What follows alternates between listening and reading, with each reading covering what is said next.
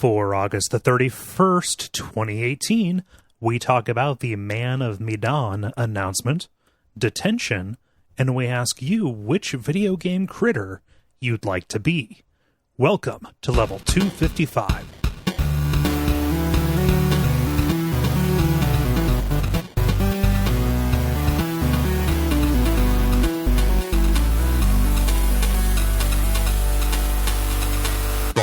My name is Cole Ross.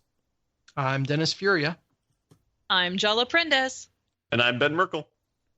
And you're listening to The Level, a podcast for people who love video games. Thank you so much for tuning in. Jala, welcome back. Thank you. How's it been? It's been going okay. How are you? I matter, Dennis. Where's I was that very coming upset. from? I listened to that episode that I wasn't on, and you said that I matter because I wasn't on the show. I always matter, Dennis. You're still outnumbered in dishonored liking, so even then, a 3-1 versus a 2-1 is a win. I love the fact that you actually remember what that was in reference to. I don't cross Jala without doing my research. Come loaded for bear. In my defense, Jala, I came to your defense. I know you did. I heard you. Oh, what you been up to? Well, I have graduated from co-leading with the area director to having full subbing rights for Camp Gladiator. So now I can teach a boot camps all by my lonesome. Yay! And also this last weekend, because Camp Gladiator is now has reached 10 years old. Since its inception, they had a stadium takeover that was happening in different cities, where Camp Gladiator is. It's not all across the U.S. yet, but it is growing, and it's been adding to different states over time. So the original Camp Gladiator started in Austin, so that's why there's such a large presence in Texas. But anyway, they had stadium takeover, so they took over Minute Maid Park, and they had this giant event that was totally free. Everybody could come. There were spectators, and everybody could participate. And they had like a little expo going on with a bunch of people. Every single trainer for Camp Gladiator was out there. Although because I rolled up when they already had that like planned out, I wasn't asked last minute to like go work it. So I just went as a participant. But I managed to talk somebody from my running group into doing our run and then going to that event right afterwards. Oh. So, which is what I do every Saturday. I do my long run and then I go to Camp Gladiator afterwards. Yeah, so, you invited your running buddy to your world. Yeah, totally did. So, and she survived.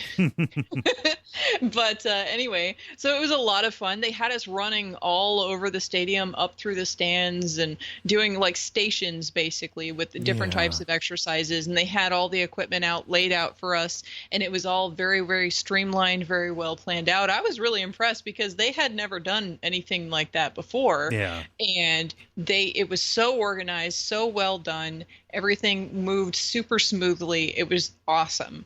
Yeah. So it was a really, really fun event, and it was absolutely free, which was cool. And it was hilarious because when I was going up there, I saw all these people that I knew from different stuff. Mm-hmm. Like I either know from Camp Gladiator or some of the people that I know that are ruckers, from my rucking events, like Go Ruck events, and Spartan stuff. They were there. And there were like people from the Dragon Boat race that I did last year and things like that. And they're like, hey, we did the Dragon Boat race together. I'm like, yeah, we did. I have no idea what your name is, but yeah, we totally did. So, it all comes together. Yeah, it was a lot of fun. And it's kind of cool because like as much as Houston is such a huge city, I guess once you are in that particular crowd, like you end up coming across the same people again over and over again. And it's pretty neat. Yeah. So, as big as the city is, like we still end up coming across these people, and there's like overlap between all the different groups that I'm a part of. So very cool. So is running up the stadium stairs as tiring as it sounds? Because we ran about 3 miles, and that's like going up all of the, what is it? ramps and stuff to go up to the upper levels. Mm-hmm. We were running up those, down those, out into the parking lot to do some stuff with sand bells, back in up through the stands again. So we did about 3 miles at Minute Maid Park. But bear in mind that some of my training that I've been doing recently at the beginning of the marathon season is hills, which we don't have hills in Houston. So basically going over a bridge over and over again for like, an hour and a half or something. So, I mean, like, what are stands to me? True. It just, you saying that brings back horrible memories of doing bleacher runs for conditioning and football. Yes. Back in middle school. And that, like, I can swing. I right now it'd be difficult, but I could, a flat run, whatever, fine. Those bleacher runs just would destroy me, especially on 2-a-days and things like that. Mm-hmm. Yeah, but like that's with all the as much as my training's been out of whack recently because of picking up another job and trying to get everything all acclimated and other random things going on.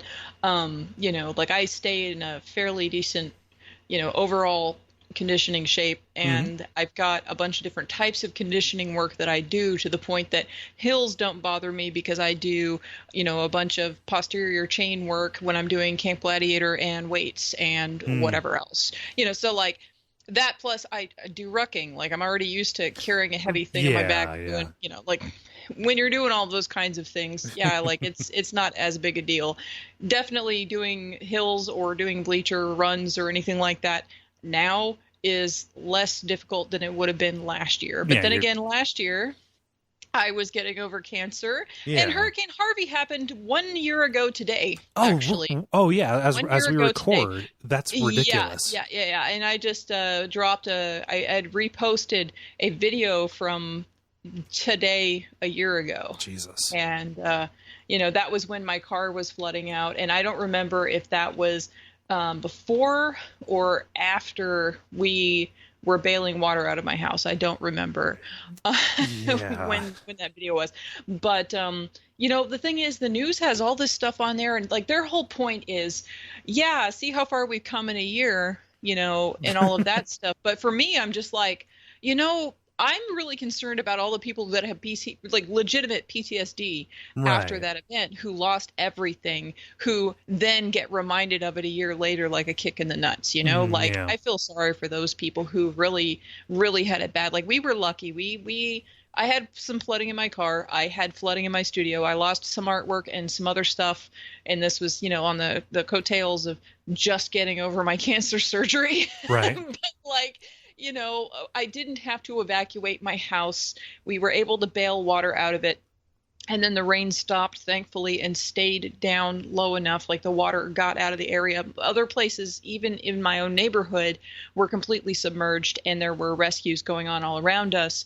So, I mean, my area of the city was actually on the news for a good portion of the reporting that we were watching, because it was one of the worst areas, at least in this particular section of the city. So, and like the sense that I get is like, it's only by the grace of God that a worse or similar catastrophe just hasn't happened again this year, because nothing about Houston has actually changed in response to that. Well, and the thing about it is that we are just now getting into the height of hurricane season. Right. And hurricane season lasts through like the begin. Well, what isn't it? Isn't it like November? It's in through November. I want to say it's almost to the very end of the year that we have hurricane season. So just because we haven't gotten one yet doesn't mean it's not coming. Right. And it doesn't mean that the back half of the season is going to be pick up. Yeah. So, but anyway, I guess what I'm taking today for is to express compassion to the people who lost more than me, especially the people who fled here from Katrina and then lost everything in Katrina, came here and lost everything a second time to Harvey. I feel really bad for those people. I am infinitely lucky, that it hasn't been worse. So So I'm pleased that I am all right. It's been a year and things have been nuts, but we're still here. So and I'm sorry, this is I feel so bad for Hawaii right now. Like they got a volcano and then they got a hurricane after that. Yeah, it's been. I mean, like all you needed to hear were those news stories about like, there's a phenomenon where the air is full of glass shards. Yeah. Sounds like a planet in No Man's Sky. Is that actually be a segue? No, blood rain is a biome. Glass shards is probably another.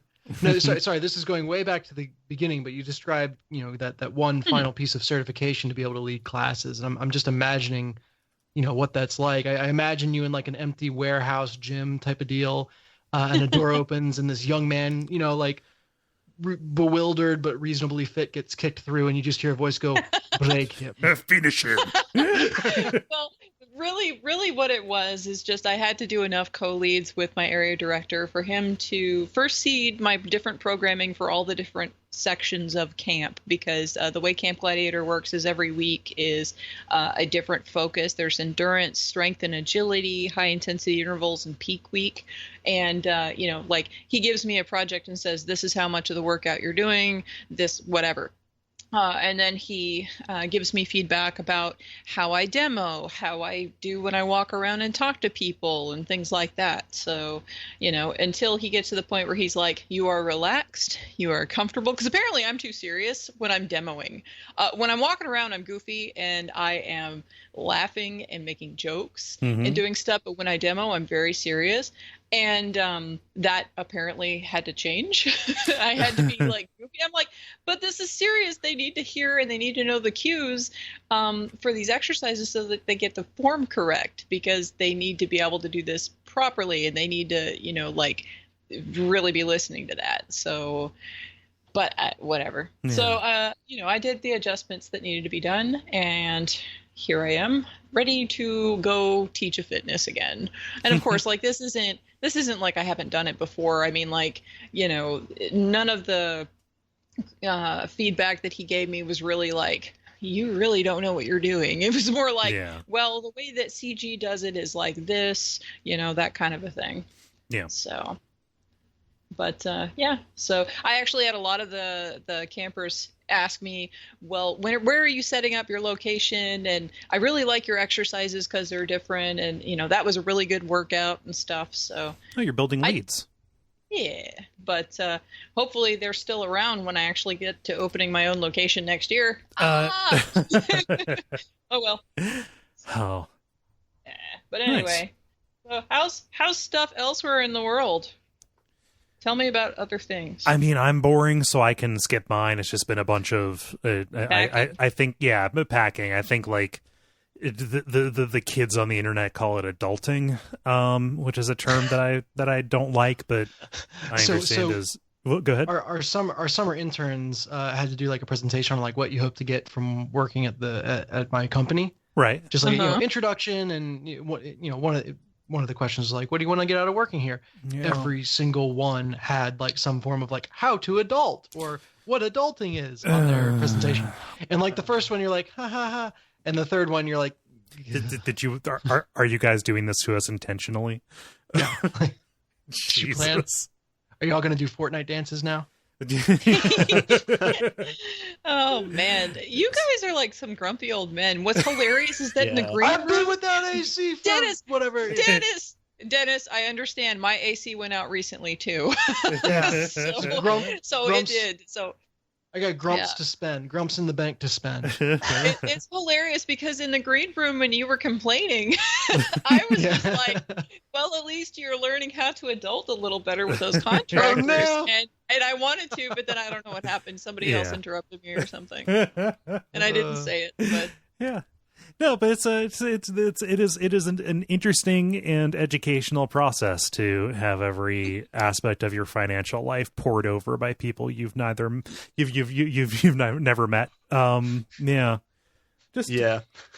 Interesting stuff. That sounds stress free. So. Yeah, I know, right? Especially when you run your own business. Yeah. Yeah, it's like, hey guys, my income is real. I mean, it's fairly regular, but there's no guarantee. Will you lend me a bunch of money, please? Yeah. Stuff like that. But things are going okay right now. Knock on bamboo, I guess. Yeah. Yeah. I will cede the floor. Ben, I haven't heard much out of you. What you up to? I'll talk about one fun thing I've done this last week. I've been working on a coding project. It's a raycaster where it like render. I think we talked about this kind of like Remedy did this. We shared a video of that where it's like trying to render a scene by shooting out a bunch of like light rays and seeing what it bounces off of and shoots back. So I'm dropping a picture in Slack right now. I don't know if it'll show up or not, but it's just a small program where it's just like geometric shapes, but it'll like catch the reflections of things. So yeah, so that's just been a fun side project that I've done. And then I think last week I mentioned I was having a dog party. We had a dog party. There was a dog cake. There were dog treats and a lot of tennis balls. So that was a fun time. So Austin seems like, and I don't mean to denigrate your city, Austin seems like the kind of place where it'd be hard not to get a dog cake. it was homemade, but it was a homemade dog cake. I firmly believe that there is like a small artisan dog cake bakery somewhere in Austin. Oh, so. For sure. There has to be. Yeah. So Ben, when are you going to tell us about the masterwork Great American Game that you're working on? That this shader, ray shader thing is inevitably for. As soon as I figure out what game that is, I will let you know. Yeah. Jala, it sounded like you were going to say something. I've lost my train of thought. Proceed. Yeah. So here's a weird thing, right? Throwing a party for a dog seems like to me, it makes more sense than throwing a party for an infant because it seems like a dog would understand it more than an infant does. Yes. The infant parties are for the adults. It's not for the children. Yes. Yeah. Caveat. Yes. Understood. However, Dennis, as the one of us who has produced an infant, or not produced, the one of us who has raised an infant, one of these days, Cole, we're gonna have to get into the messy details of how infants are produced. Yeah, that's for another time. Yeah. So you just what kind of permits do you have to file? No, sorry, I got distracted because Jala posted pictures of her dog saying "poodle party." The podcast turns 13 years old, then we can talk about the birds and the bees. Yes. No, but like, did you get the sense with either of your kids that they were anything but freaked out by the large numbers of people staring at them, expecting them to eat a strange food?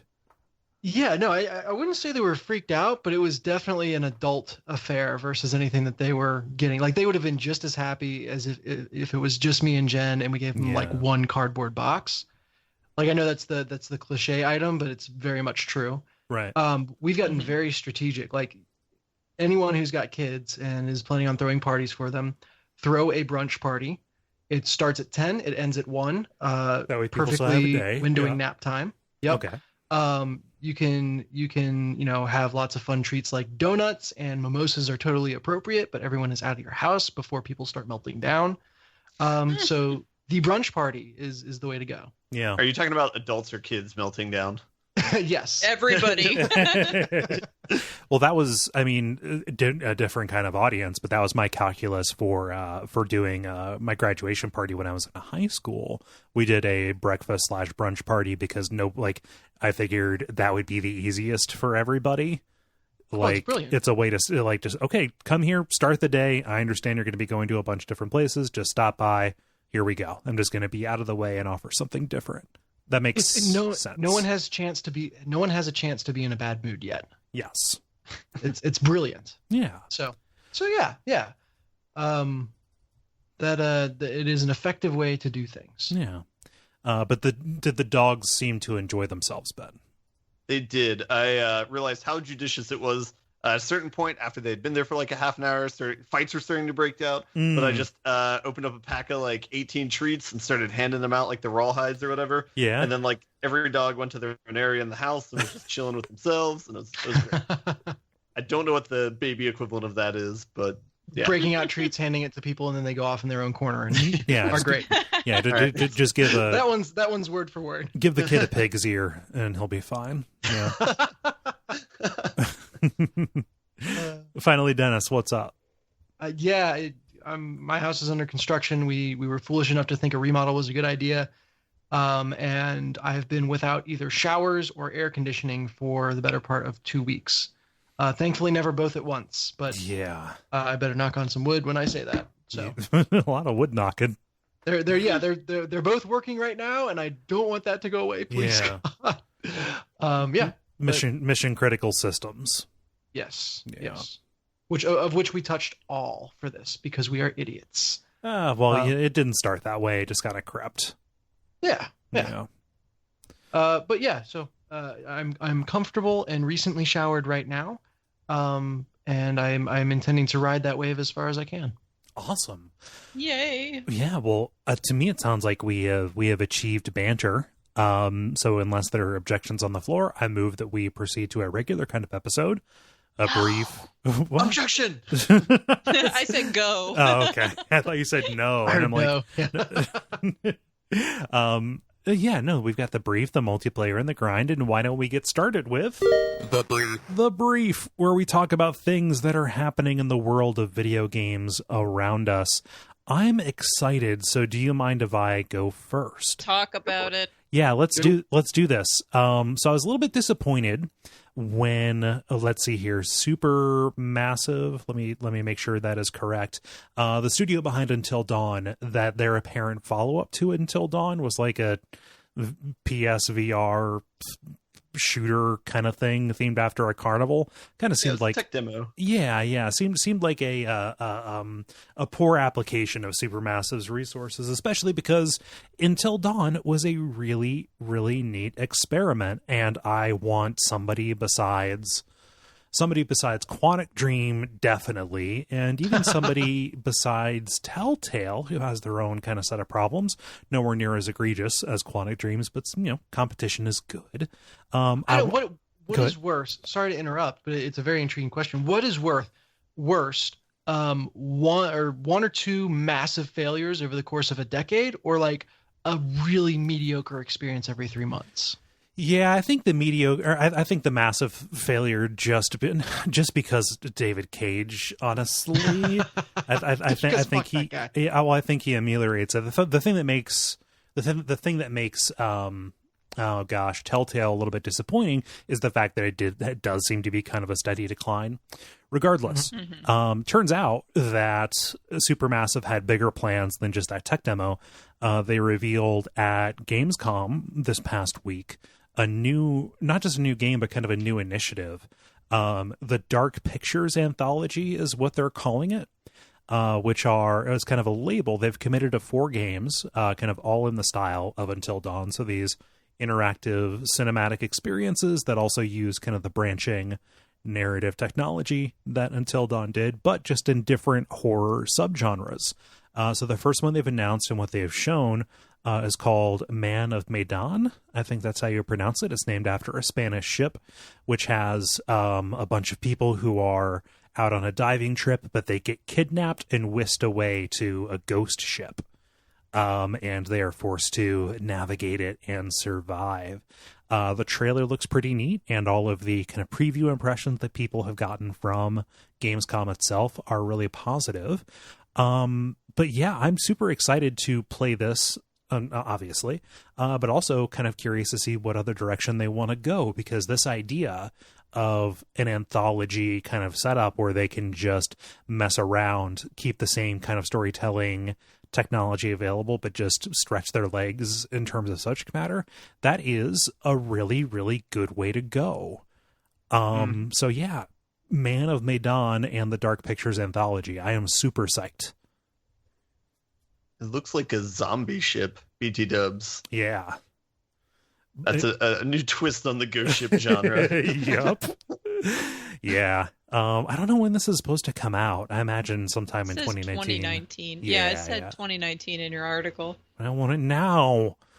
Here's the most impressive thing about this technology this trailer is that they managed to make eyes and teeth on these characters not look just horribly, absurdly Uncanny Valley. Like that is the one, even in Horizon Zero Dawn, and it sounded like this is built on the same technology. Even in Horizon Zero Dawn, the teeth looked weird. So eyes and teeth, nailed it. Yeah. The mouth movements are like my biggest pet peeve, and I'm just like, ugh. In every game possible, every single game. It's so funny. Yeah, that's true. No, I understand. Like we all have some things that Yeah. we hone in on, right? Yeah. Yeah, well, I mean, like it's just like a me specific thing, and I'm there's not like a point in griping about it or anything, but it's a thing. It's a thing. Yeah. Interesting that they're going the American Horror Story route with this, where it's kind of all tales in a connected universe. Mm-hmm. And I think it sounds like they've explicitly said these all happen in the same world. They're just not connected. Right. Yes. So connected universe, not connected stories. Yeah. And this definitely fills a lot of tropes. I watched the trailer and I was looking at it. I'm like, yeah, this reminds me of a whole hell of a lot of horror movies I watched when I was younger. So, guys, Yeah. Uncharted 5 looks weird. But yeah, like I want give me that Tales from the Dark Side or that Twilight Zone kind of stuff. Like, don't pin yourself down under a mythology. Just go for it. Mm-hmm. Yeah. Into it. So that's kind of my patented Cole Ross a thing happened story.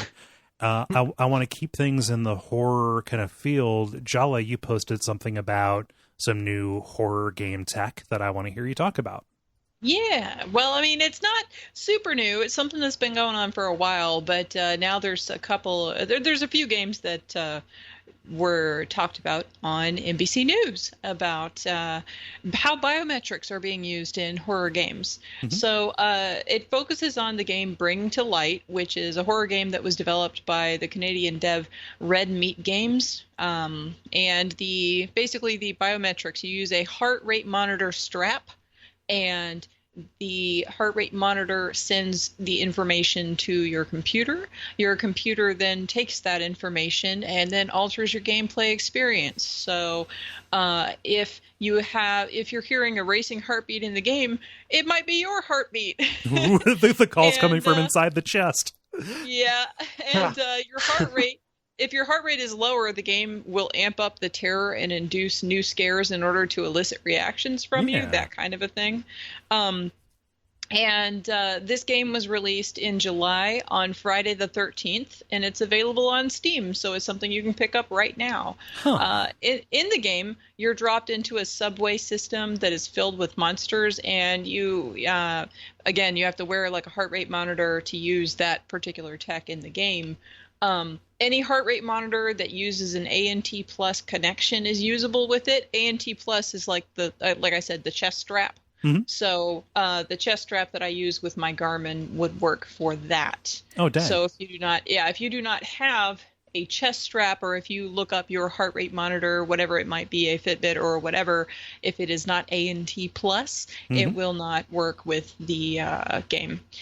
But they're still working on the game. They're actively patching, testing, and fixing bugs and things. The use of biometrics in games, though, has been something that's been explored since the early 2000s, specifically by academics and psychologists.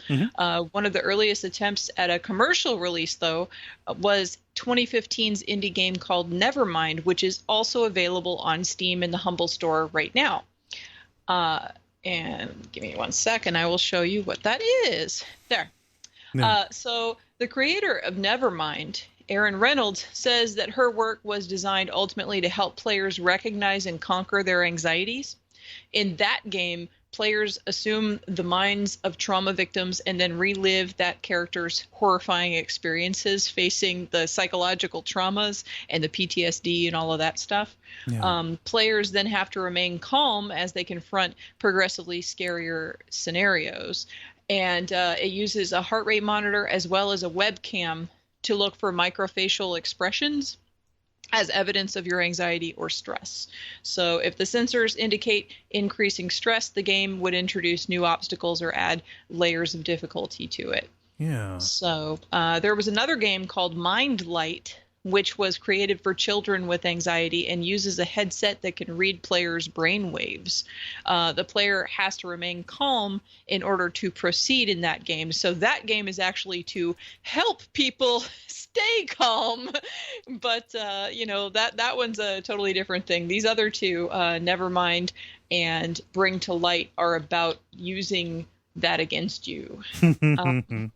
So the reason why biometrics have not seen major commercial success thus far is because the feedback doesn't work reliably for everybody, Right. which is why Nintendo never released their vitality sensor that they had debuted at E3 in 2009. There isn't a linear mapping between physiological measures and player emotions. So that is why it has not seen release. However, it is a novel concept, and it's something that I think would be really fun if you could stream it, like with like a webcam on, like as long as you're, like put a webcam on and stream the game and see how goes.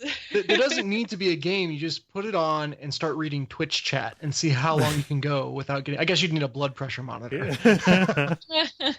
Well, it depends on. I mean, like our Twitch chat would probably be fine.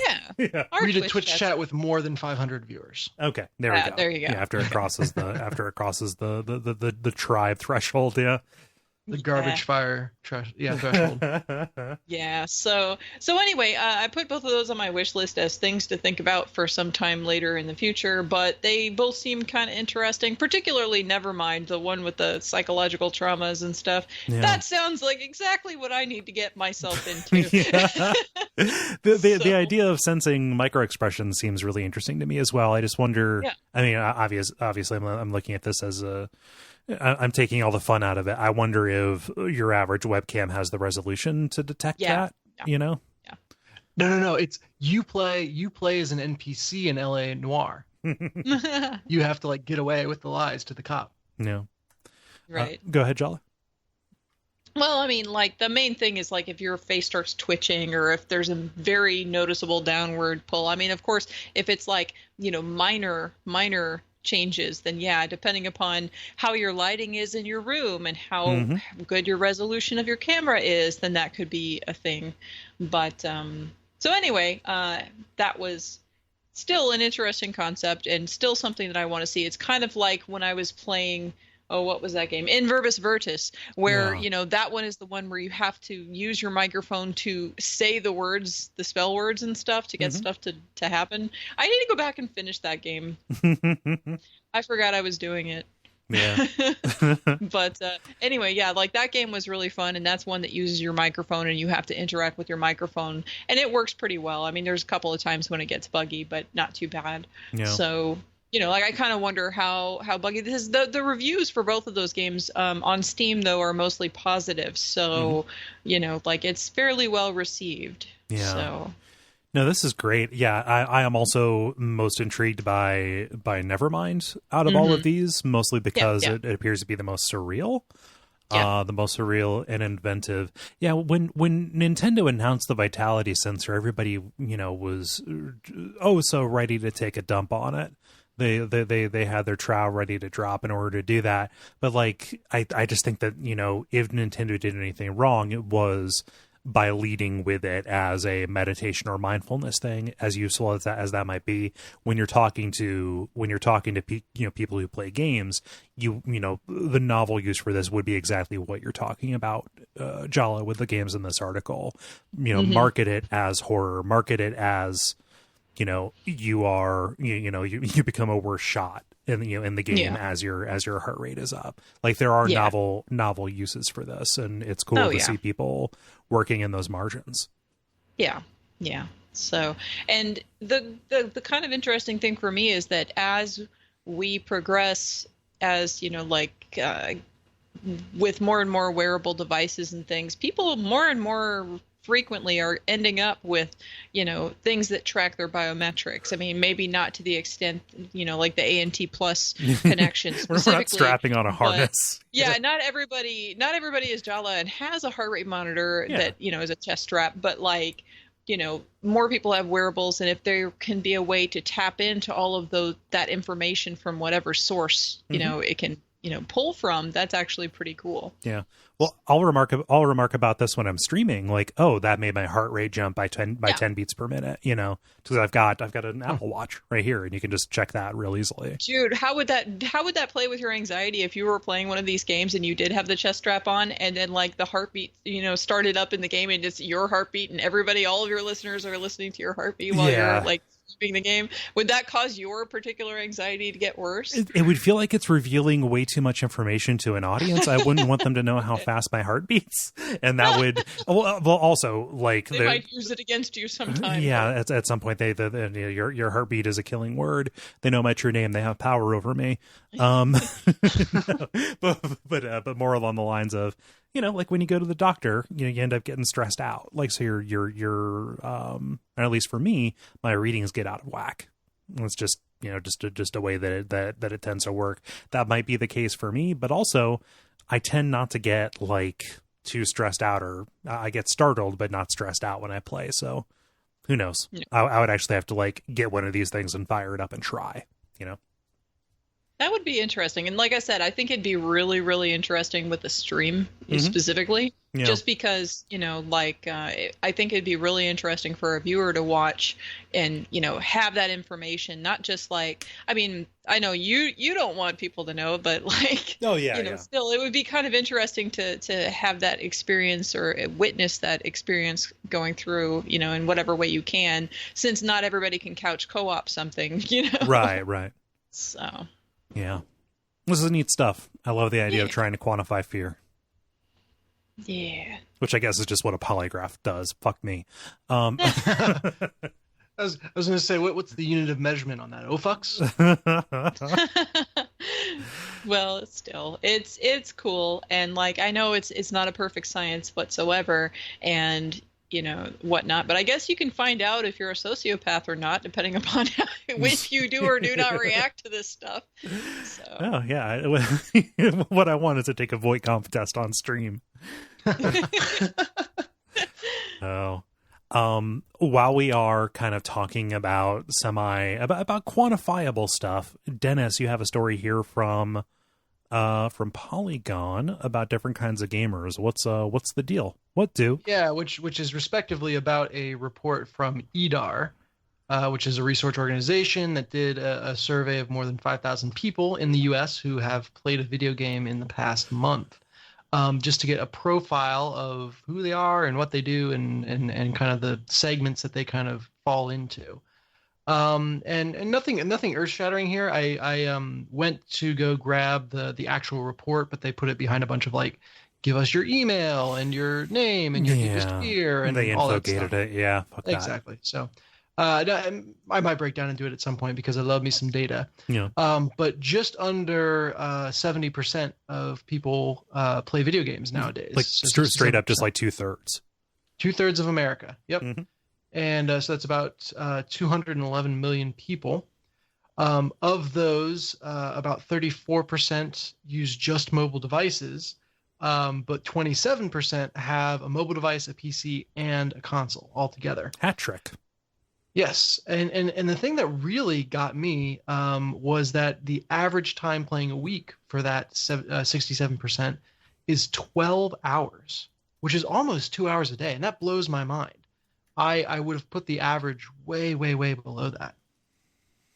Yeah. Well, I guess that's like including the people who do all those little Facebook games or whatever while they're at work or whatever. I know people who do that at work, or they've got something running on their phone and they're not even like, doing all that much with it. It's potentially something like that, but it could also just be like habitual gamers. Like when you sit down, for example, like when I lay down to go to sleep at night and I boot up a game, I don't realize how long I'm spending on that game unless I set a timer. Yeah, that's like, fair. I guess right now I don't really have any games on my phone or in my browser. And that that comes and goes. It's just in an ebb right now. No. But so I feel like I have trouble hitting that 12-hour a week mark. Some weeks here. So it was just, I was just surprised. I would have, if you had to have me guess, I would have said like under an hour a day, but go figure. Yeah. To put the number from this study in context, Nielsen, the most recent number that I have available from them is that the average American adult watches 5 hours of television per day. Crap. Yeah. Well, Fox News grandparents probably skew that a little bit. There are definitely outliers. They also say that young people, they end up only watching 2 or few hours of live TV per week, whereas that 5 hours per day number, the majority of that is accounted for by live TV. So it really skews older people over 50 account for all of that. But if you average out across everybody, just like this one does, you end up, with 5 hours per week. Yeah, it's interesting. TV can be on passively in the background, right? So 5 hours a day, there's some households where just a TV is always on. Yeah. So I almost believe that a TV is on for 5 hours per day. I don't know about actively watching. Yeah. Whereas a game, Nielsen corrects for that, weirdly enough. Like, sure. I understand you're trying to make that stat less depressing than it sounds, but Nielsen corrects for that. Wow, that's nuts. But a game, if you're spending time on it, you kind of have to be engaged. There are a few things like you said, Jala, that can be kind of idly open on your phone or in a browser that don't take much attention, but for the most part, those 12 hours are very active. So the other interesting thing was they broke gamers into 6 major sectors. This is always a shit show. Go ahead. Yeah. Well, I'm going purely off the name versus the actual data they use to categorize these. But interesting to say that about 13% of people fall into what they're describing as the super gamer category. Mm-hmm. So very invested, hardcore gaming fans. Kudos to them for trying to avoid hardcore. Yeah, but super gamers, there is no way to name a whole group of people that is not inherently lame and just a fucking joke.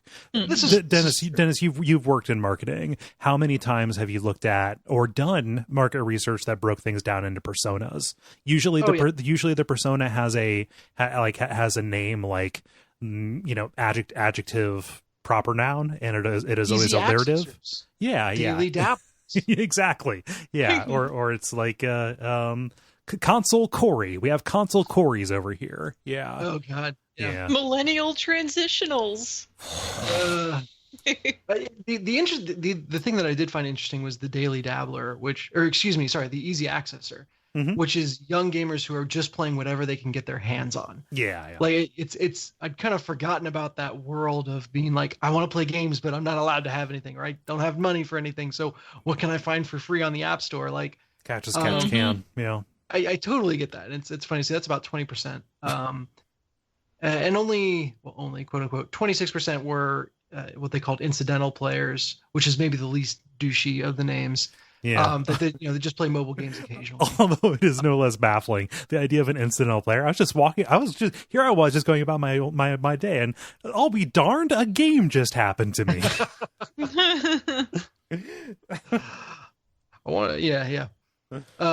So I would have pegged that number higher. So maybe what I'm learning is my opinion of the U.S. is too high. Maybe on average. Wow. Yeah. So I'm sure there's more interesting tidbits in the data. This is mostly, I don't know, studies that give you back percentages are usually not very useful. It's interesting to look at, but not very useful. So I'd be curious to go through this with an eye for a little bit more stuff. So what I would want is numbers per thousand across different economic groups. Yeah. Economic groups and age groups specifically. And they got that data. I want those gender breakdowns, son. I am curious about that, except I think I saw the headline on that about didn't women break the 50% mark for percent of gamers? It's been that way for a while. Yeah. I like this because you can take these numbers in the map. Not that I do this. I don't see this confrontation. I like the idea of, Gamergate logic lords saying, it's only a fact that the average gamer, blah, blah, blah. It's no, everybody plays games, and the majority of people who play games do not look or think like you. Have fun. Bye. Yeah. This isn't yours, and I'm not even going to say isn't yours anymore, because it never really was. Oh, man. Middle school's over. Mm-hmm. Yeah. Interesting. Those fucking names, though. Transitionals. We need a non-douchey name generator here. We got plenty of douchey name generators. I suppose. See, the thing is, I don't know that I could even come up with a better one. It just has to be It just has to say what it is. Like people who play over X hours per week and own X number of consoles. Yeah, like lay it out. Don't try and make it's the only way. Don't try and make a label that that you expect anybody but you to use. Or rather, put it in German, because that's all they do is just make gigantic compound words. Yes. Although super gamer in German would probably just be super gamer. Neat. And Ben, you have a story about Cyberpunk, one of the games that I'm most looking forward to. What up with that? Yeah, hot off the presses. So today they just released a 48-minute walkthrough of the game. They say, like, at the top of the game, like, work in progress doesn't represent final look of the game. But it just shows some of the missions that you do, presumably early on in the game. Mm-hmm. The missions are basically kind of like the tutorial missions, and kind of give your character kind of like their base equipment and things that they work with throughout the game. So I had to go through it at kind of an accelerated space because I just saw this like half an hour before the podcast started. Mm-hmm. But in the video, it shows it's a first-person type game. One of the things they're trying to do with it is have no loading screens. It looks very cyberpunky, so it looks very reminiscent of maybe like Judge Dredd is like a good point of reference for it.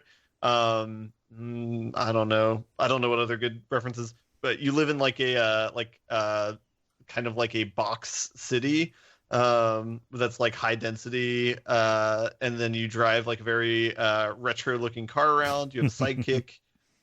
It's kind of breaks the game down. There's like maybe similar to like The Witcher, how there's kind of like horse riding parts versus like sword fighting parts and stuff like that. Mm-hmm. There's parts where you're doing first person shooting and just like fighting your way through like these apartment buildings in the video, or fighting like robots and stuff.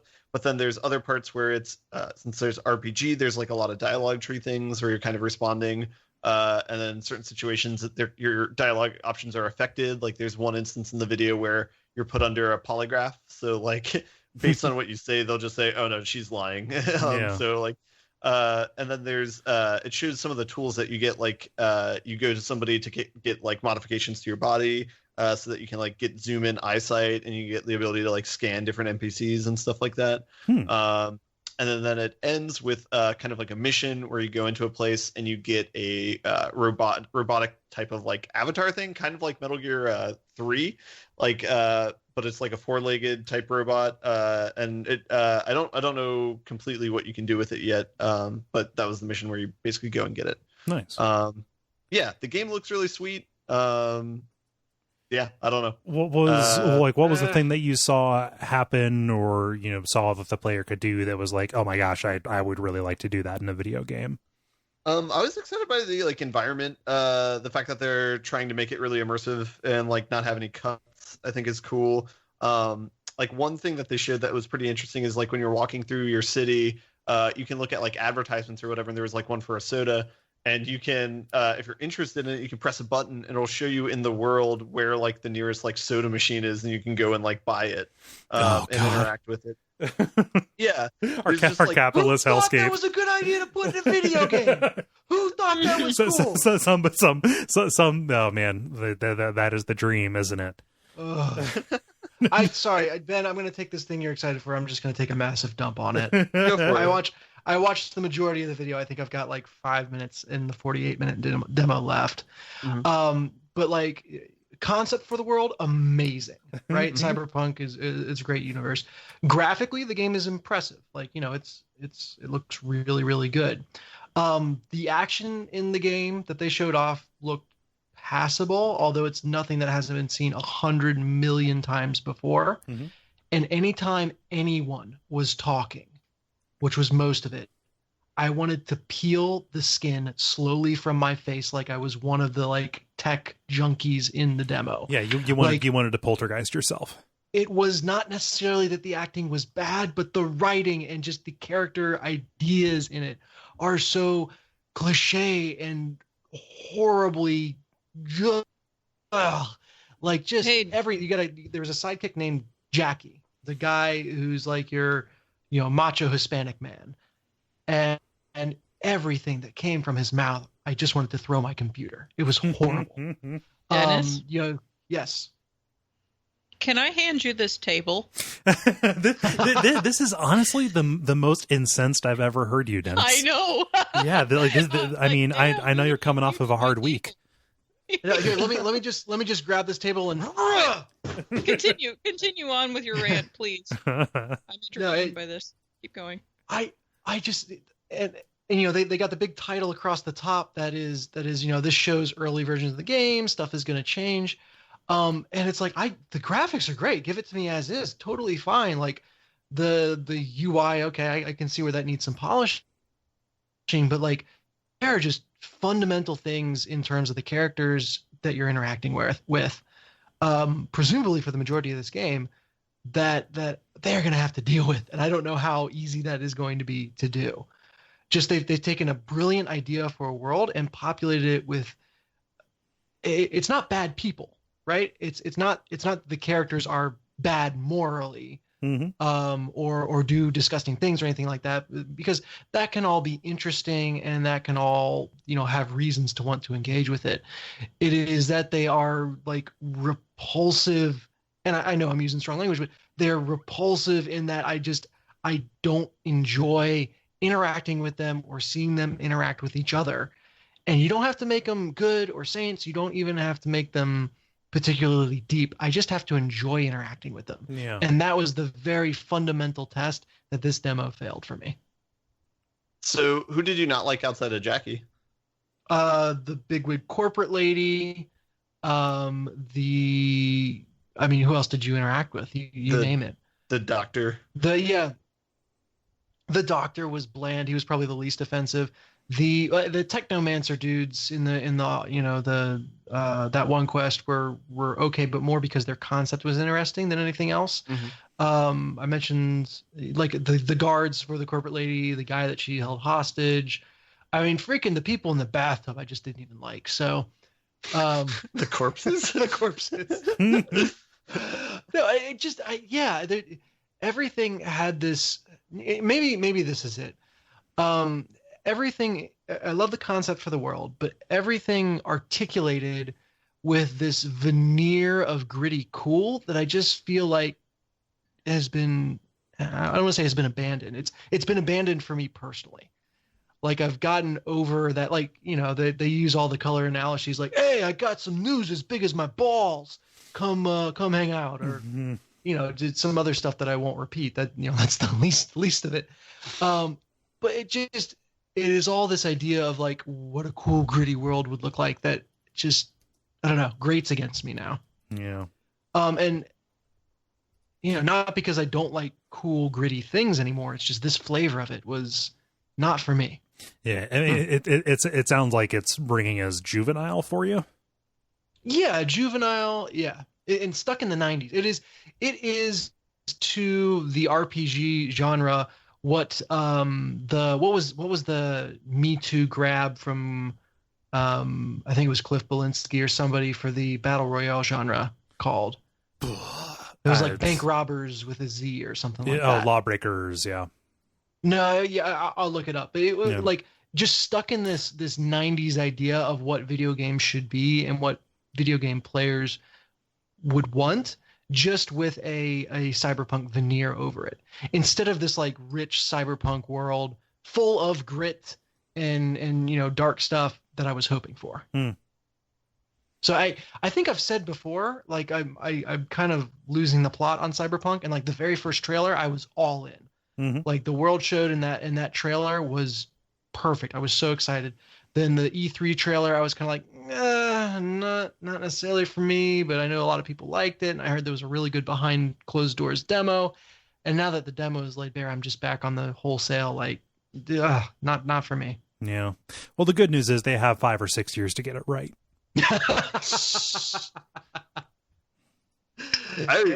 That was one thing I was surprised by, is this game's like a lot further along than I thought it was, because since they released in the last trailer where they're like, we're going to take our time and release it when it's ready and stuff, I thought it was like nowhere near completion. But I mean, this looks like a really polished game, what they're showing in the trailer. It's also a demo where they have complete agency over what gets shown. I did notice that when you're walking through this city that's very heavily populated, a la Assassin's Creed, like it looks and feels like a walking real live city. like you would get walking around New York. Mhm. And then the second you hopped in a car, the streets were barren. It's like, where'd everyone go? And now you could drive through the streets, but just there were no NPCs around when you were in a car. Which again, that is one of the things I can point at and say, demo, got it, not worried about it at all. Like, yeah. I totally understand. But like It's a matter of taste, like you had a chance to not do that, but you did. Yeah. It's there was not a single character that I wanted to spend one extra second with in the demo. Yeah. Which is tough for what's presumably going to be an 80-hour plus game. Right. Yeah, I haven't seen it, so I don't have anything to add or elaborate on. Yeah, sorry to take the wind out of your sails, Ben. It sounded like you were excited. I'm still excited for it. Yeah, /RX. That's I okay. wouldn't take You that from guys, you. yeah, you guys can respectfully disagree. It is fine. Oh, It is like myself and Kole about a certain game or two, you mean Virtue's Last Reward? maybe. Any number of these. Multiplayer. Now it's time for multiplayer, where we ask you a question and then you answer it. Jala, you were the one who was kind enough to put up the question today, and I think this is really fun. What did you ask the nice people? Yeah, well, we've asked about different characters and items in games a lot, but today I wanted to know, what would you be if you could become any creature from a game? Yeah, this is good. Because he's not here, and because his response is the last, and I know it's going to get a response out of you, Jella, I'm going to do a quick one from David, who says, I maintain that the only correct answer to this question is a palico. And the thing that trips me out about his obsession with palicos is that he is the same person who, like last week or the week before, whenever it was like railing against cats generally speaking.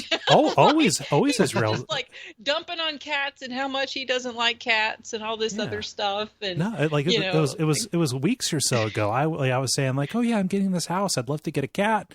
Just have a little furry friend to have around. Like, oh, cats, blah blah blah. But always with the palicos. Yeah, but you then should he's feel like, bad for liking cats.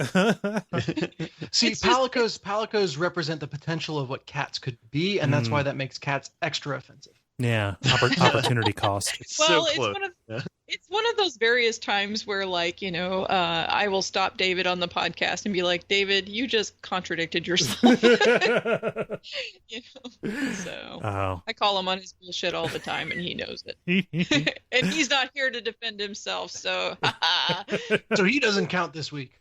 He doesn't count this week. Everybody counts. Everybody always counts because every time you guys aren't here, I'm like, well, no, he's fine, except for Dennis. You don't count. I always put you in the sister. Gosh, man, what is happening to this show? Stooges, everyone Just poking turn each our other in the backs eye. on anyone who's not here. Yeah. Right. Well, I actually deferred talking about a video game because Ben wasn't here unexpectedly that one time. So yeah, out of courtesy for Ben, I even I'm waited. very excited to talk about that today. Yeah. I will get us started here. Oh, I'm sorry, Jal. What was that? I was saying let's get to the multiplayer now. Yeah, let's do that. So, Devin says, does Aquarian count? Because I'd totally be Aquarian. If that doesn't count, then Mewtwo. Why would you be the most tortured of the Pokemon? Because it's also the strongest, and he wants to be a Saiyan. I don't know. And also, he doesn't want he doesn't want to be a Saiyan. Oh, he doesn't.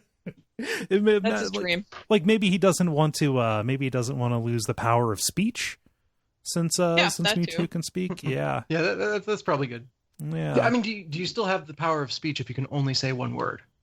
So Mewtwo is, at least in the cartoon, along with Meowth, one of the only Pokemon that can actually speak English. Oh, right. He speaks psychically. Yeah. Yep.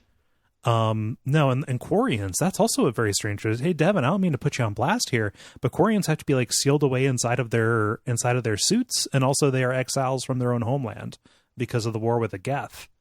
But they look really cool. They do look really cool. They got are the probably sweet very glowing Vindy's powerful. lies. Yeah. Jolly, you responded with, but why? Did you have similar complaints to me? No, I didn't. I just wanted him to finish answering the rest of the question that he didn't finish answering. But then he saw the Cyberpunk trailer too, and then got all gushy about it. So he got sidetracked by the 48 minutes of that. Okay. Let's see, Ben. What does Jack say? Jack says, "Does Sif count? Swinging around those that sword sounds fun, and I get to make people cry at my demise. Bonus." Yeah. Anything that lets you be a doggo. I think all of us hope somebody will be sad when we die. No, I think Sif counts, definitely. I mean, it is a named character, but it is a non-human thing. Yeah. No, to get to run around with a knight having crazy knight adventures. Yeah. So guys, I googled Quarian because I didn't remember the name off first blush. And so now I remember this from Mass Effect. But I have to say the scrolls to sexy pictures ratio for them is surprisingly low. Oh yeah, I mean, immediately because they're sealed away in those suits, everybody wants to see what kind of gully works they got going on down there. I have to imagine that's it. But no, usually on Google Images, any one search, you got 3 or 4 pages before you start seeing a bunch of sexy pictures. This one is like 1.5, if that. Yeah.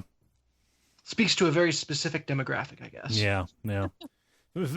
Famously, people they rock hard for Tali. Yeah. I'm gonna look up when was it the Volus or whatever? I want to see when the first sexy Volus picture is. Are those the crazy merchants that are sealed away in there? They look like the grunts. Yeah. Why does everybody have to be sealed away in this game? What's the deal? Different atmospheres and things. Oh, okay. Yeah, I guess that's fine. The core Stop making so much sense, Mass Effect. I mean, yeah, that is a very strange complaint to have live at Mass Effect. No, the Quarians, they live on like they're in exile and they're on ships, and their immune system is completely degraded from generations of living in exile. So they have to wear suits when they're out among other people. We need to pick up the pace. Dennis, what does Greg say? Greg says, "This one is easy for me. I'd be an animal that is present in tons of games, hardly asked to do any real work, gets loved by everyone, and can lay around all day and relax. A dog. Doesn't matter what the game world, they are treated well. Well, as long as I'm not an attack dog like in the Metal Gear Solid games. Side note, I really hate being made to kill dogs in games." I agree. Yeah, that means you have a pulse. That's good. Yeah, no, be just be the dogs from that crazy PS2 game, Dog's Life. Sure. I don't know. It's a game where you play as a dog. Okay. There's a button you can press to poop. Look it up. I'm not. Apparently, like in the new survival game. What? Oh, what's it called? The survival game is called like Scum or something like that. Oh yeah. The new It's hotness. Yeah, the new Twitch hotness. There is a poop button. Yeah. Well, I mean, if it's going to be a simulation, you know. Yep. Dog's a good answer. Sif, for your reference, is probably like 6 to 8 scrolls to sexy. What? Sif, like the Dark Souls boss? Like the doggo. Yes. Let's move on to the next one now. That just depresses me. Hey Jala. Hey Jala, what does Eric say? Eric says, "The Legend of Zelda definitely has some incredibly cool animal races in it.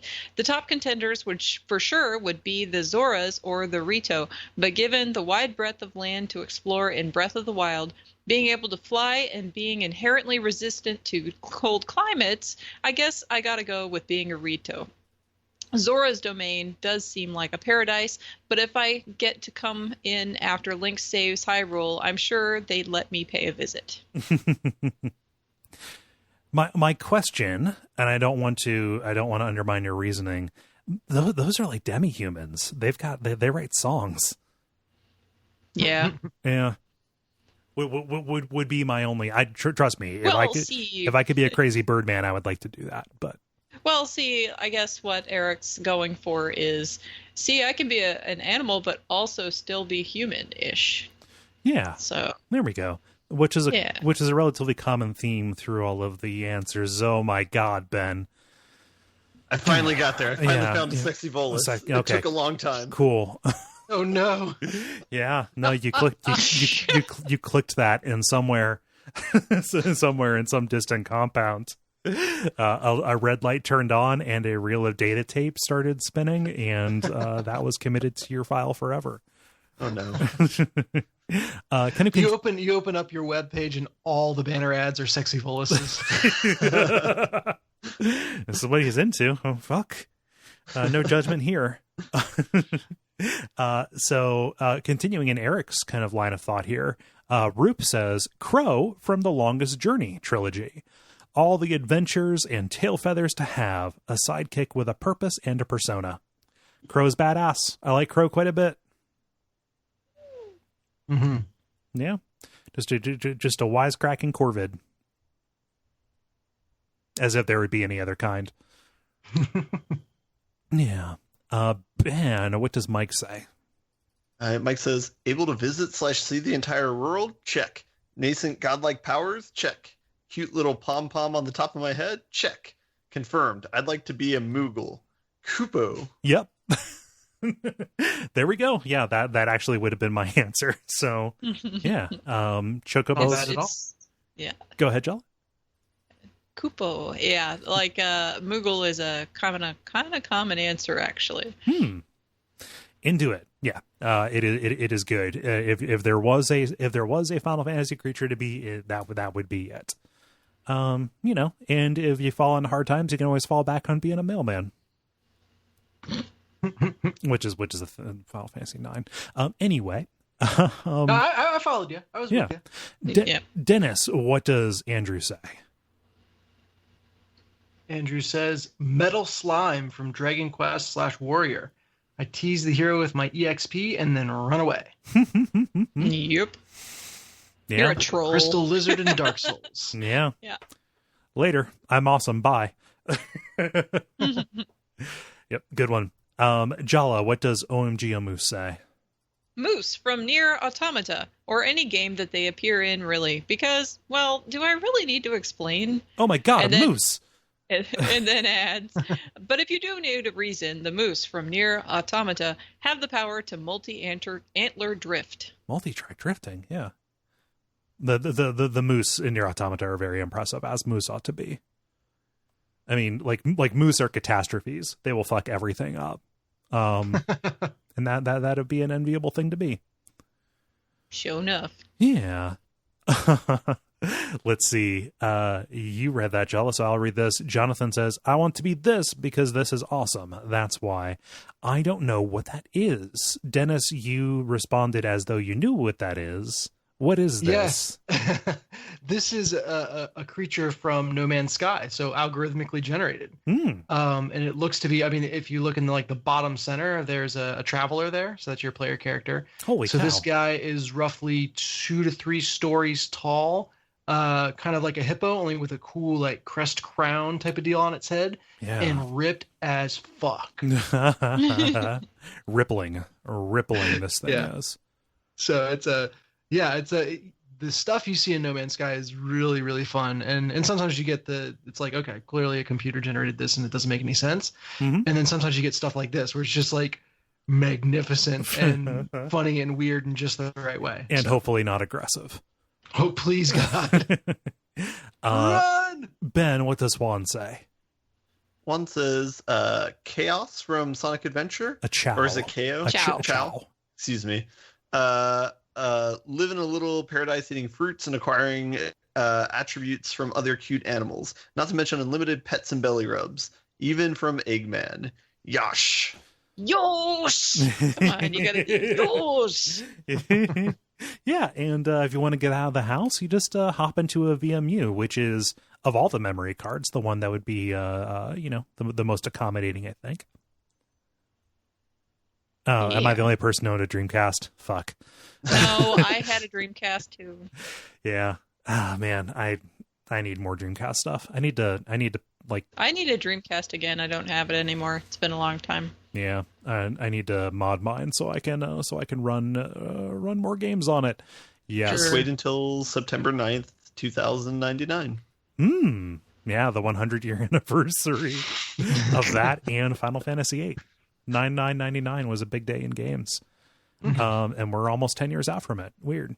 So yeah, chows would be good, although you do have the crushing weight of moral judgment resting over you. Whether you're going to be a good chow or a bad chow. Yeah. Dennis, what does Franz say? Franz says, probably a revenant from the secret world. Most of the time, you're just a flock of ravens hanging out in a really interesting location. If someone bothers you, you get to be a really cool, spooky monster, but you can also just become a flock of ravens again and fly away. Yeah. It's a pretty good escape plan. What's somebody going to do with a bunch of ravens? Do you drop Let any them cool steal. treasure? Yeah, That's I was what I going to wanna say, know. steal your stuff. Yeah. Learn the faces of your attacker and communicate amongst the flock so that you can single them out. Yeah. Yeah. Jala, what does Monstro say? Monstro says, I think I'm too late for this one. No, you're not. But vagrants from Dark Souls are awesome. More the idea behind it than the critter itself, but every time I see one, I feel compelled to record it with my phone and show it to my friends. And I've only seen one 3 times in all these years playing. That's interesting, too. Yeah. As much as I am predisposed towards solitude, I don't know that being a vagrant would be that fun because they're so rare. It'd be like being an endangered species. Yeah. Well, I mean, also you get to hop around different dimensions too. Yeah. Wee. Quantum leap. Yes. Conrad says, want to say a Stormhawk from Horizon Zero Dawn, but they're technically robots, so falling back to Snarks. They're just so cute and cuddly. Poll for the crew here. What is a Snark and what is it from? Quick, to Google. Oh, no, everyone knows what a snark is. That's a great answer. Everyone knows exactly what that is. Good job, game knower. Yeah. Jala's on the case, so we can proceed. We can comment once she has pulled that back. No, I didn't know. There's no way I will know. So I'm finding nothing with my search for sexy snark, so I have no idea. Oh, No, that's Brazil. yeah. Stormhawk, are those the gigantic robot birds? Dennis, the one person who's played Horizon? Okay. And are hell to deal with. Yeah. Durability. Ben, what does Ollie say? Ollie says, I want to be an eagle from the Assassin's Creed's Origins world. Pros, you're well looked after, you get to do cool espionage stuff, and you have a cool best friend, and you are an eagle. Cons, did you not read when I say you are an eagle? There are no cons. Yeah. And you're an eagle from a time when people could realistically start worshiping you as a god. So, Yeah, that ain't bad. yeah. Off chance you could be a god, yeah. Not bad at all. Dennis, what does Sam say? One of those goat dudes from Planescape Torment that floats and talks by manifesting visible runes. I'm sold. Sure, I'd be stuck with a job that involves breaking down and rebuilding buildings for no discernible reason, but I'd get to have the Lady of Pain as a boss. Both of those sound like downsides, but hey, I'm not here to yuck any yums. Yeah, I forget what those things are called, but it is funny that they talk in rebuses that you can only understand if your wisdom is high enough. Is that correct, Jala? Oh, yeah. Yeah, you're right. It's true. Yeah. That's a pro tip for Planescape. Just dump all your points into wisdom. You'll be fine. Yeah. Jala, what does Patrick say?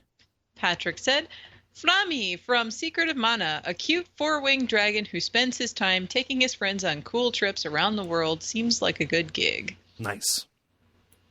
There was this whole conversation about how Flammy has a toupee because he's got like human hair on his head, but he's a furry cat-looking dragon thing. And so there was this whole discourse about it, and I settled on he has a toupee. Well, think about the horrible things that are under that, too. You have no idea. All right, we got a sexy Flammy, like a half a scroll down, but it's a cosplay, so it's like pseudo. Counts for double.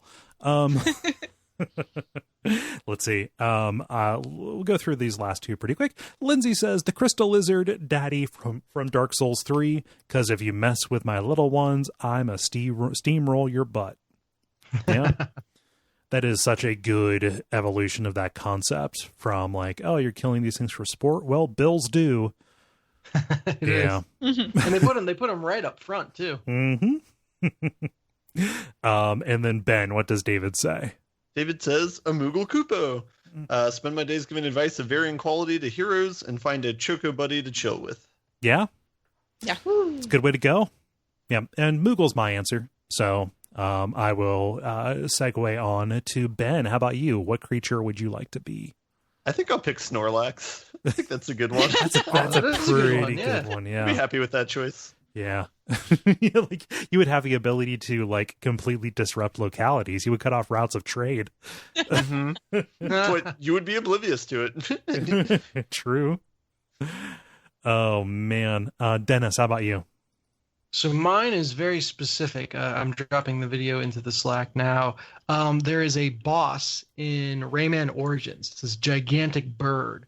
And when you wake it up, it like takes off and is enraged, and it just has this like scream as it's flying. Just whenever it crosses the screen, it's going like, so Jen and I, we beat it, and then unprompted, just immediately turned and looked at each other, and at the same time, both went, so even now, just periodically, we will bust that out. And once you defeat it and make it, its non-monstrous version, it's actually kind of cute. Huh. So that is my answer. So it's the boss from To Bubble-Eyes a Mockingbird. So on this show, we have two people whose best creature life would be to be large, sleepy, and obstructive. Yes. Okay. That's great. I just wanted to make sure I took proper inventory there. And then Jala, how about you? I had a hard time because I always have a couple of answers. See, I've got a cute answer and a serious answer. Well, the cute answer, I was kind of conflicted.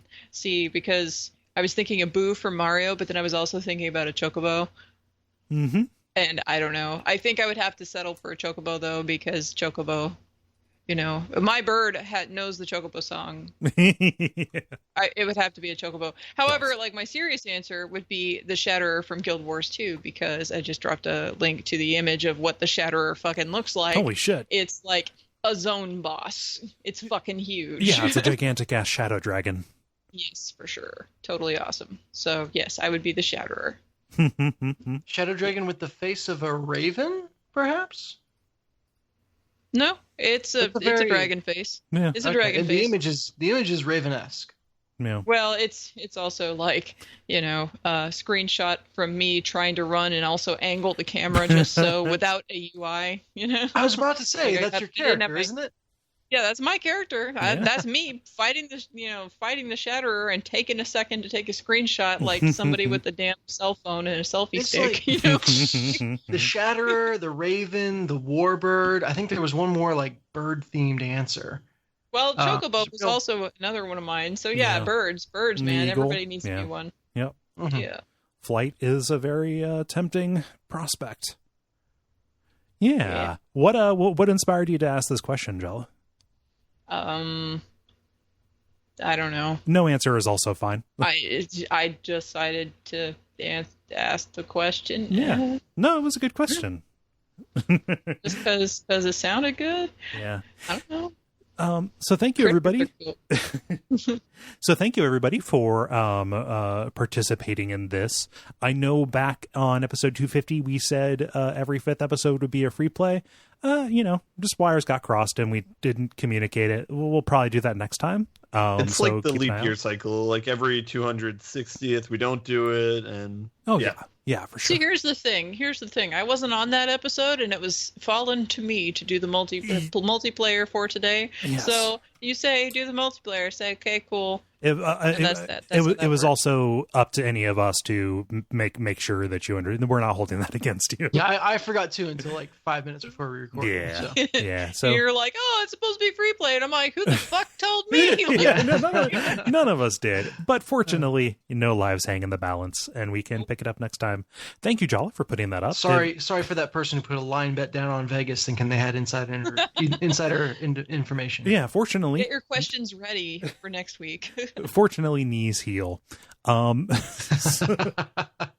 So thank you for participating. If you want to get in on this action, look at our Facebook page, facebook.com/The Level Podcast on Monday afternoons. The grind. Now it is time for the grind, where we talk about the games we have been playing over the past period of time or so. Jala, I believe it has been the longest since you have been on, so I will ask you to go first. But first, Dennis, do you want to say the thing about the thing? We ought to do that. Yes, of course. So I was thinking of that BR game that had the aesthetic that rubbed me the wrong way, and I was thinking of Radical Heights. Yes, by the studio that did Lawbreakers. Yes. Yeah.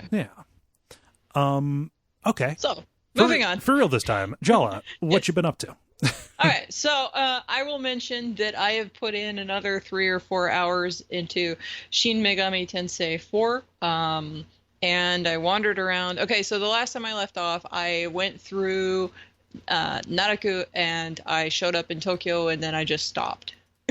So I have been wandering around in Ueno, and I killed some bosses, did some quests. Nothing really exciting happening right at the moment, except that I got propositioned by a seaweed monster, and I have a camera. And like for reference about the seaweed monster, there you go. So that was what happened in my last segment. Did you want one of us to share the share the dialogue that this demon says with their spooky upside down face? Want me to fill you with sludge all the way down to your bones, Hunter bro? Oh no! You gotta do better voice for that. It's want me to fill you with sludge all the way down to your bones, Hunter bro. Wow! I'm sorry, I don't have any bones left. Right? You did a pretty fantastic job. Ben, do you want to give a shot? I cannot pull that. Sorry. Yeah. Okay. So anyway, that was a thing that occurred. And that is all I have to say about that game. The next thing, the thing that I put off talking about just for Ben, is I played some of The Witness, which Ben was kind enough to give to me at some juncture, and it's been on my Steam for a while. And so what happened and how I got to play The Witness, because how the hell did you boot up the Steam looking? No, I was going to play Vampire, and so naturally I loaded The Witness up and I played that right instead. So like that's how that happened. So yeah.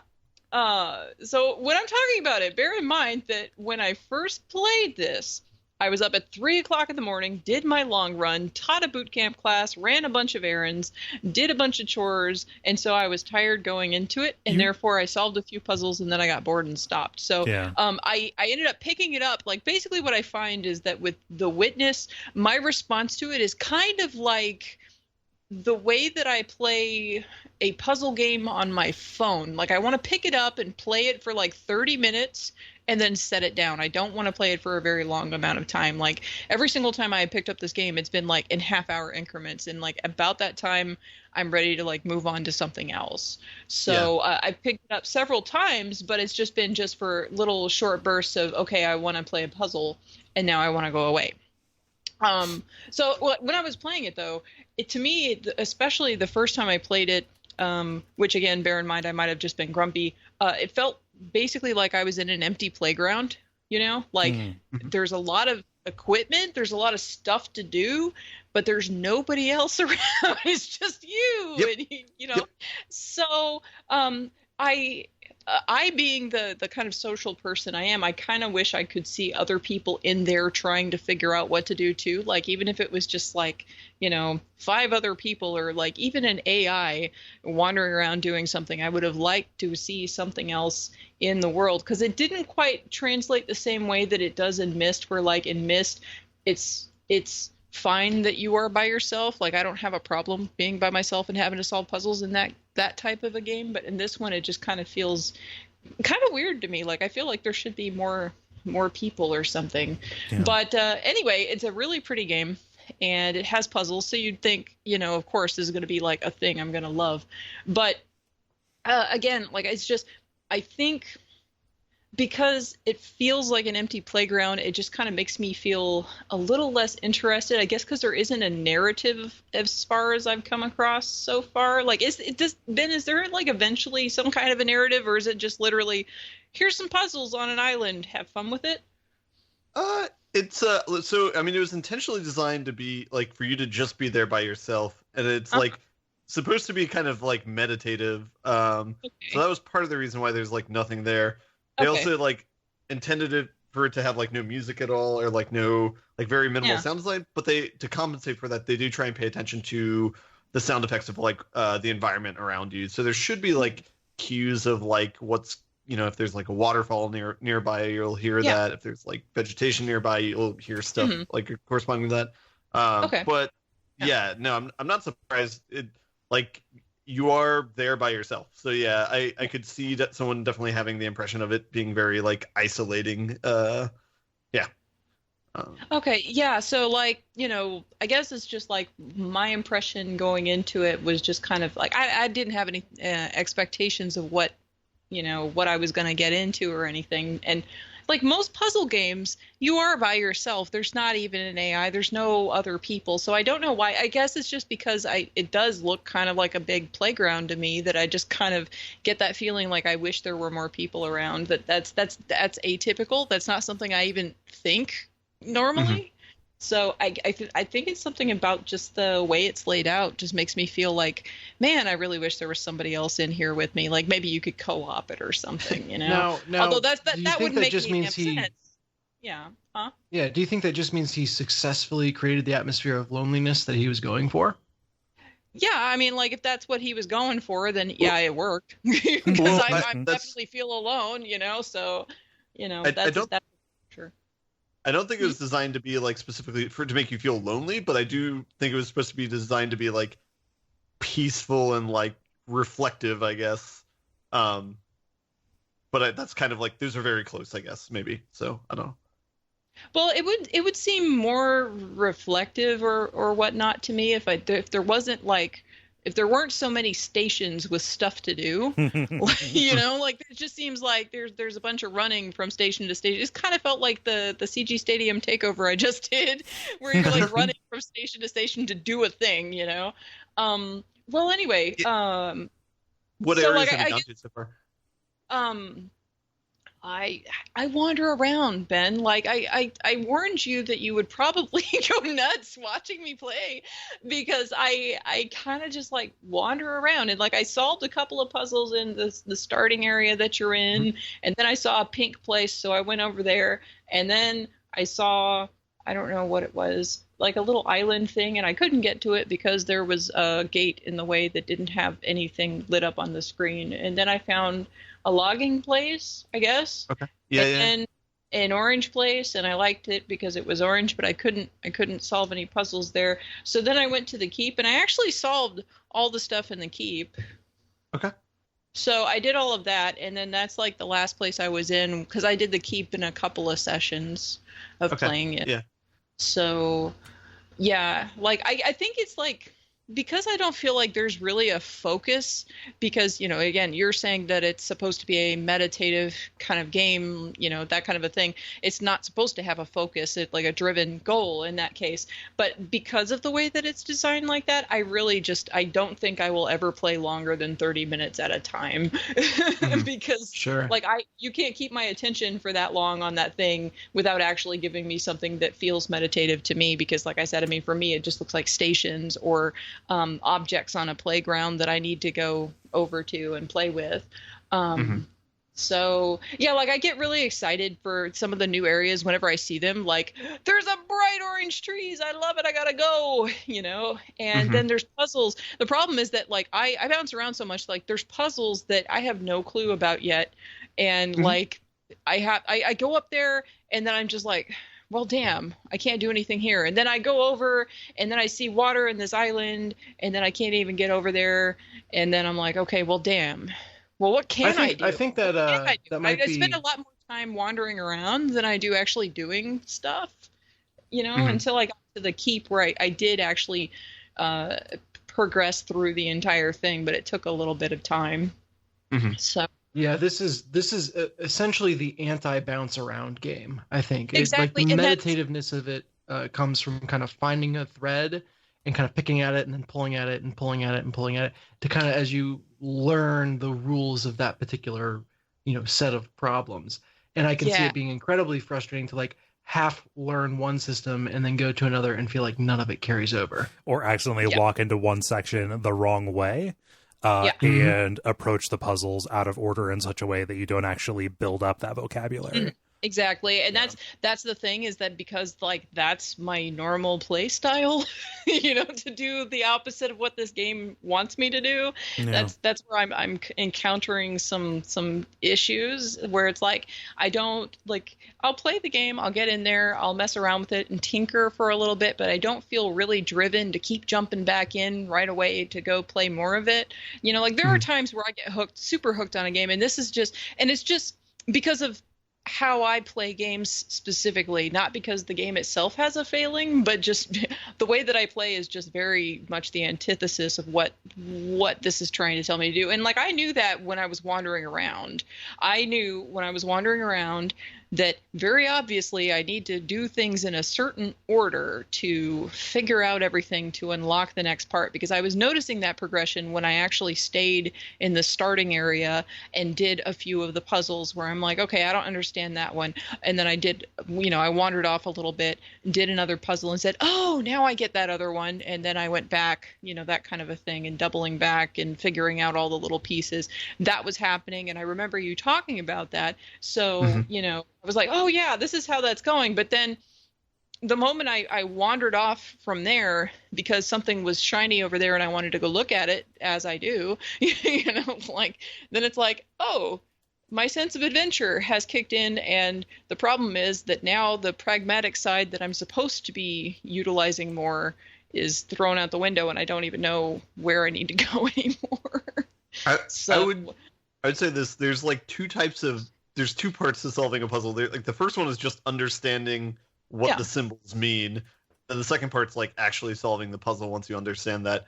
And so if you're seeing symbols that you have no idea what they mean, then just keep exploring until, because like there are areas where like each of the symbols are explained like in very short steps, where it'll like teach you what it means. So I think I would say just like explore until you find those areas, because it's perfectly common to see a puzzle and you just say like, I have no idea what this means yet, but eventually I might figure out what those symbols mean.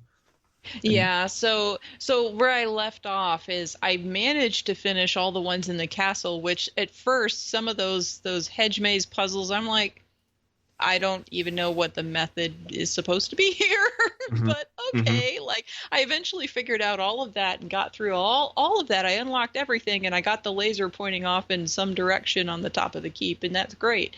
Except now, like, I don't know where to go from here. I was surrounded by a bunch of black screens, so I need to figure out a place that has active puzzles that I haven't seen that maybe I can hopefully figure out at this point. So, but it took me a few installments of playing to get through the keep.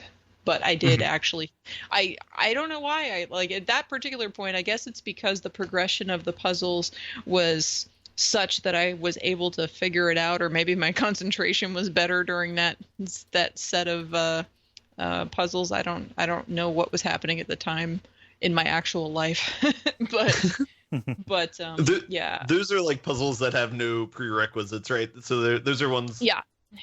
So those are ones that don't have like a requirement. Like you kind of need to know some of the stuff from I remember you kind of need to know some of the beginning puzzles, like with the black and the white dots and how the line work has to trace through all of that. But that's about it. Like just some of the basic stuff at the beginning that I already had gone through. So that one wasn't as difficult as, some of the other sections where it's like I might go through and find 3 things with puzzles and maybe I can solve one and maybe I don't know how to solve any of them. So, but the thing is that I worry that like as I keep wandering around, if I keep coming up to these things and go, I don't know what the hell this is even about if I'm just going to get frustrated because all I'm doing is walking around and going nowhere, like getting nowhere with stuff, like that, especially if I'm only playing in 30-minute segments, I'm worried about like, if I hit too many of those segments where I'm not piecing anything together, then, like I might just be done with the game at that point. Like I'm not right now, but I see the potential for that being the outcome. Yeah, and especially if you like if you play, if the play sessions are far enough apart, you might forget like rules and stuff like that, and then that could be annoying.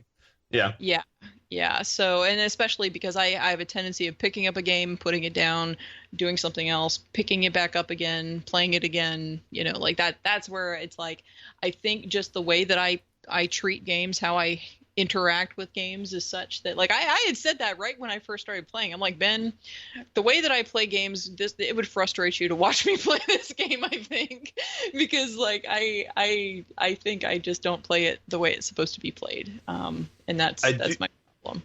I do feel like playing the game is very similar to going to math class, where it's for better or for worse. But and like I guess sometimes I'm in the mood for it, and sometimes I'm just not. I don't have the patience for it. And, so it just kind of depends on how it strikes me that day. But like the good news is that if I can just pop in for 30 minutes at a time and do something, then that's not like a huge time commitment. It's not like in Vampire, I didn't play that game in the last week or so just because I was like, well, if I really want to finish a chapter, that's a multi-hour commitment. I don't want to have to go through that much of it right now. So, there was a retweet by Jenny Paladna. Oh, yeah? About this game that entertained me, and I wrote it down a very long time ago before I played the game, just because I was like, I just need to like share it and say. So the retweet was, "The Witness is like a Sudoku book that really wanted to let you know that you're dumb." And I don't know if I actually have anything, like, I don't know if I necessarily agree with that or not. However, that was a thing that I found that was really funny to me before I even played the game, just because reasons. So, so like, the game itself is a solid game. It is a game that I would recommend to people that like puzzles. I'm struggling with it, but again, it's just because of the manner in which I play games, not necessarily a fault on the game's part. So I will continue to pursue getting through that. I will say that when I actually was able to get through all the stuff in the keep, it made me feel very happy. I was like, hooray! Thank the Lord, I finished all of this one section of this map. So how many puzzles or sections or whatever are there in this place? I think there's 11 lasers, but I'm not positive on that. There's like 500 some puzzles in the game, and then there's like some other puzzles, but they're all it's all like scattered. There's different types of puzzles and stuff. So that's basically like, your grandmother's giant 1,000 crossword puzzles book. Even like the 11 even like the 11 lasers, you don't have to do all of them. Like there's different levels of completing the game, I guess. Like okay, well, that's interesting. Is there actually like an ending to the game? It's a YouTube video. Okay. I mean, yeah, there's stuff. There's stuff. There's closure to some degree. Okay. Yeah. That's cool. Yeah, so like, I don't know. I'm just kind of like, I'm kind of bumbling around and just, I really still feel like I played, I don't know how much I played. I played several sessions of this game, but I just still feel like I'm trying to get my feet under me. Like I don't think I'm in a groove yet with it, if that makes sense. Yeah. So. I would say the worst thing you can do, or the worst way to play this game, is to look up puzzle solutions online, or like look up what symbols mean online. Like that, like completely like ruins the idea of the game. So as long as you're not doing that, then you're great. Like, yeah. How would you even go about describing what it is you're looking for online anyway? That's a good point. Yeah, it is kind of hard to say this puzzle since it's all very abstracted. I mean, Yeah. Probably load up a YouTube walkthrough of the particular area and then kind of skim through until you see the puzzle that's giving you trouble. Yeah, so don't do that. Public service announcement to anyone listening. Don't do that thing that I described in painstaking detail. Yeah, I'm sure the internet has codified it. Like, I'm sure somewhere there is a naming system that's like Orange Tree A, B, C. Yeah. So people have done that. Speedrunners have done that, like where all the areas are somewhat named, and Okay. Well, like if the only thing to the game is the puzzles, and then you look up the solutions to the puzzles online, why are you playing the game? Yeah. Okay, well, anyway, so I still feel like I'm trying to get my feet under myself, but I still wanted to talk about it anyway with you on the air to kind of get your feedback about what I have said so far, because, again, like I don't have a complaint about the game. I'm aware that the manner in which I play is not conducive to making this, working through this game very well. So we should set up a time where you can play it on Twitch, and then I can watch, and then I can Sherpa, and so that way there's someone else there, so it's not like completely an isolated world. And then there you just go.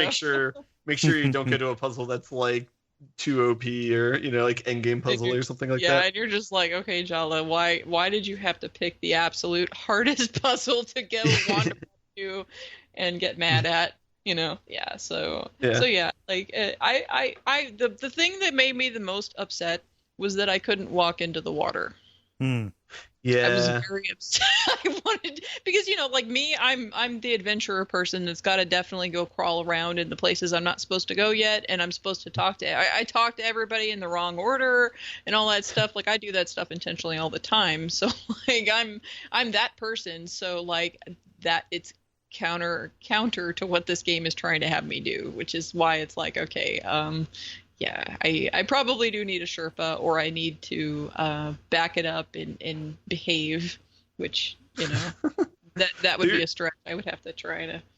There's still like secrets and stuff and like hidden stuff, but it was made by like half a dozen to a dozen people, so there's certain parts where they're just like, we're not going to put any development behind this. Yeah. But anyway, so like I'm probably too much of an adventurer by nature, and that's part of my problem. I need to be more pragmatic and follow a path or something. So, is it ever the case that the information that you need for a puzzle is like all the way the fuck on the other side of the island, or is it just like, no, it should be relatively close to you, just so I know how far I should? There's some cases where it's like far away. There's one area in particular. There's a town area in the middle. That's like an intersection of like all the puzzles. So like the stuff where you would learn it is going to be somewhere completely different. Yeah. Okay. But most of the other places are kind of cohesive with where you learn it and where you see the puzzles. But, okay. Just so I know, so like, if I decide, I don't feel like messing with the puzzles, I'm going to wander off that way. Well, I better stop somewhere and like solve the puzzles in that chunk before I move on to the next area. Okay. Just like as a general rule, if you see like 6 or 7 panels sitting right next to one another in a row, that's like a good place to start doing puzzles, because that'll teach you something. Yeah. So. Well, I've encountered a couple of those, but they're all black panels waiting for me to finish something else somewhere else. Yeah, so. Gotcha. Yeah. So I was very upset because when I went to the orange place, I was like, I will be happy in the orange place and I will solve puzzles here. And then there's like nothing turned on there. And I'm like, I think there's probably like one thing maybe, but I had no idea what it was. So. Gotcha. Try looking at cables, because usually there's like a dependency there. Yeah. Oh yeah, I know. Like I was tracing cables when I was in the keep, and then when I was first playing it, when I actually was making some sort of headway, and then I was just like, bah, that's pretty over there. I'm gonna go look at it. So, so yeah, now you get to see how I bumble around and don't pay attention to things. I can. It's just I don't always do that. So it's a wild card as to whether or not I'll make progress when I jump in that game or not. But yeah, I still have more to do. I will probably try to get with you when I know I have some time, because it's not like I have large windows or amounts of patience for a puzzle game at one time. I usually do, like I said, 30 minutes or something. So I will get with you about that later. Okay, so cool. Listeners, you may see me randomly pop up and play the Witness for a little while, or fail to play the Witness, depending upon your point of view. Hey there, cutting in with a short programming note. At this point, Jala talks about Corpse Party Blood Drive and gives a lot of detail about the final part of that game. What I have done, just because of both episode length and because of what she talks about, I've actually moved that out past the end. So if you want to cut directly to that because you're excited to hear how angry she gets, and she gets very angry, go to 2 hours, 15 minutes, and 40 seconds. And listen, otherwise we are proceeding with the rest of the episode right now.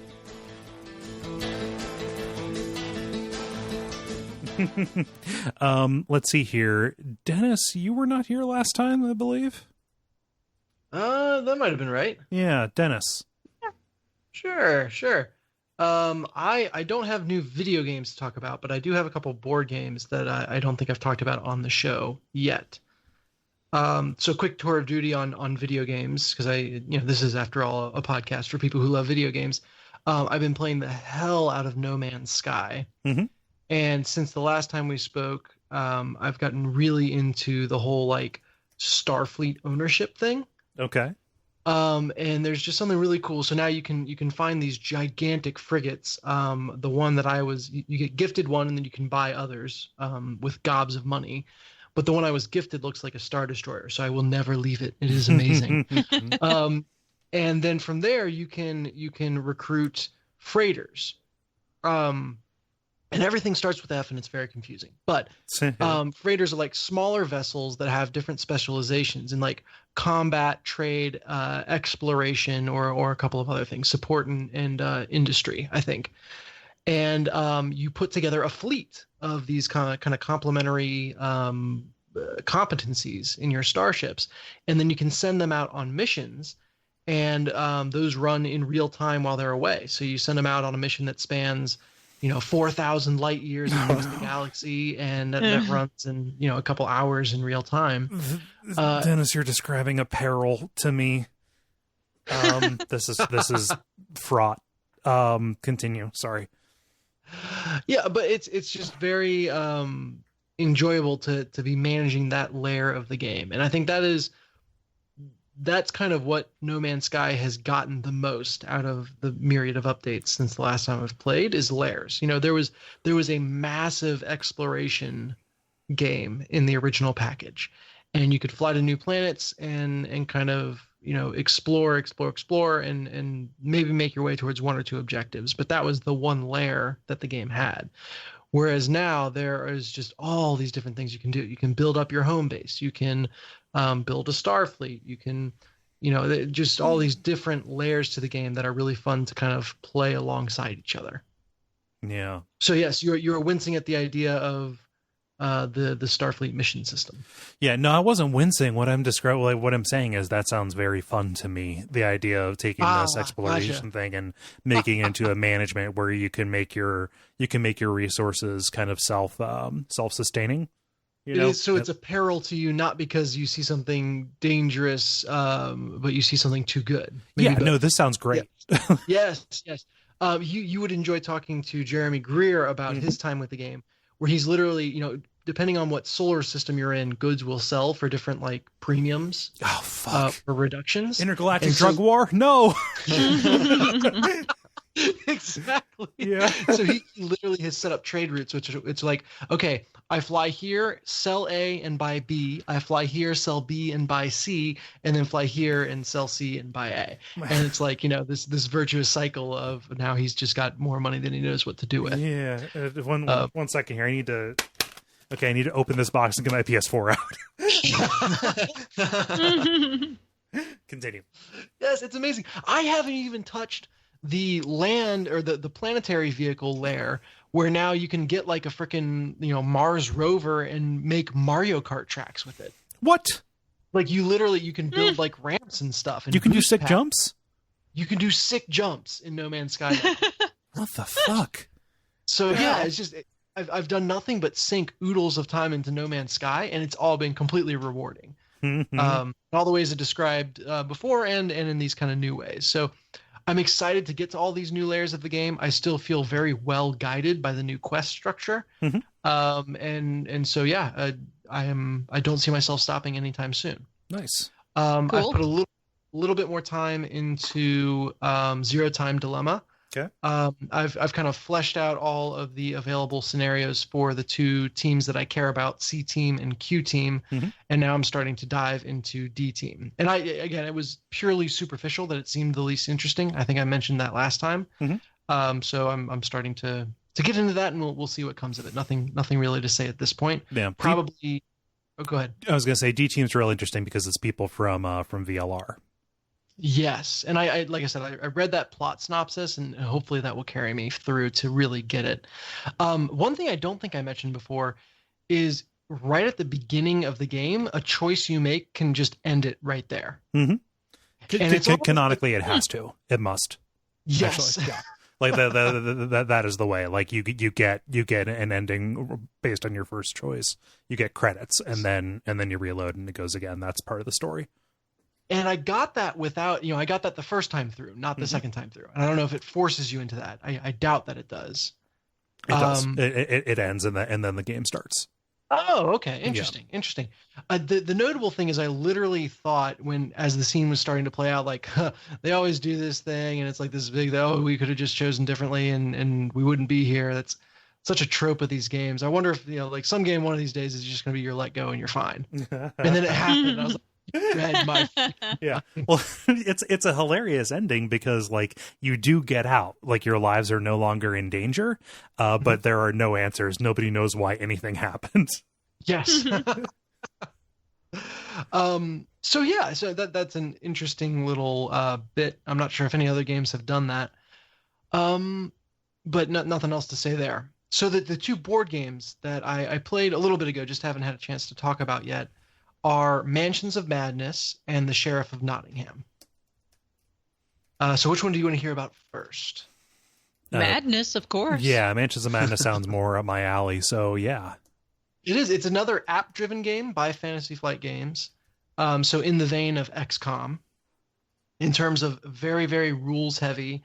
It's run by an app that's supposed to kind of take the place of a DM or GM for the game. So the app runs the monsters, and it kind of lays out the scenario and plays the NPCs, if you will. Mm-hmm. However, when I took it on vacation with me, we had 5 people, so perfect because it's meant to be played by up to 5. When we got home, my sister-in-law's boyfriend was interested in joining, and that made us at 6. And so rather than tell him no, I just said, okay, I will do like full-time app manager. We didn't manage to play the game on vacation. We ran out of time.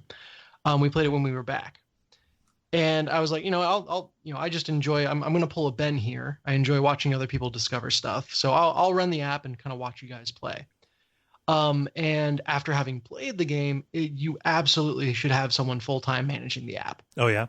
Like, I don't know how things wouldn't just slow down to an unbearable crawl without someone like focused on actually doing what the app says. Yeah, kind of acting as like traffic director and relaying the information. Yeah, like they tried to do away with the GM, a la Gloomhaven. Although I think Mansions of Madness came first.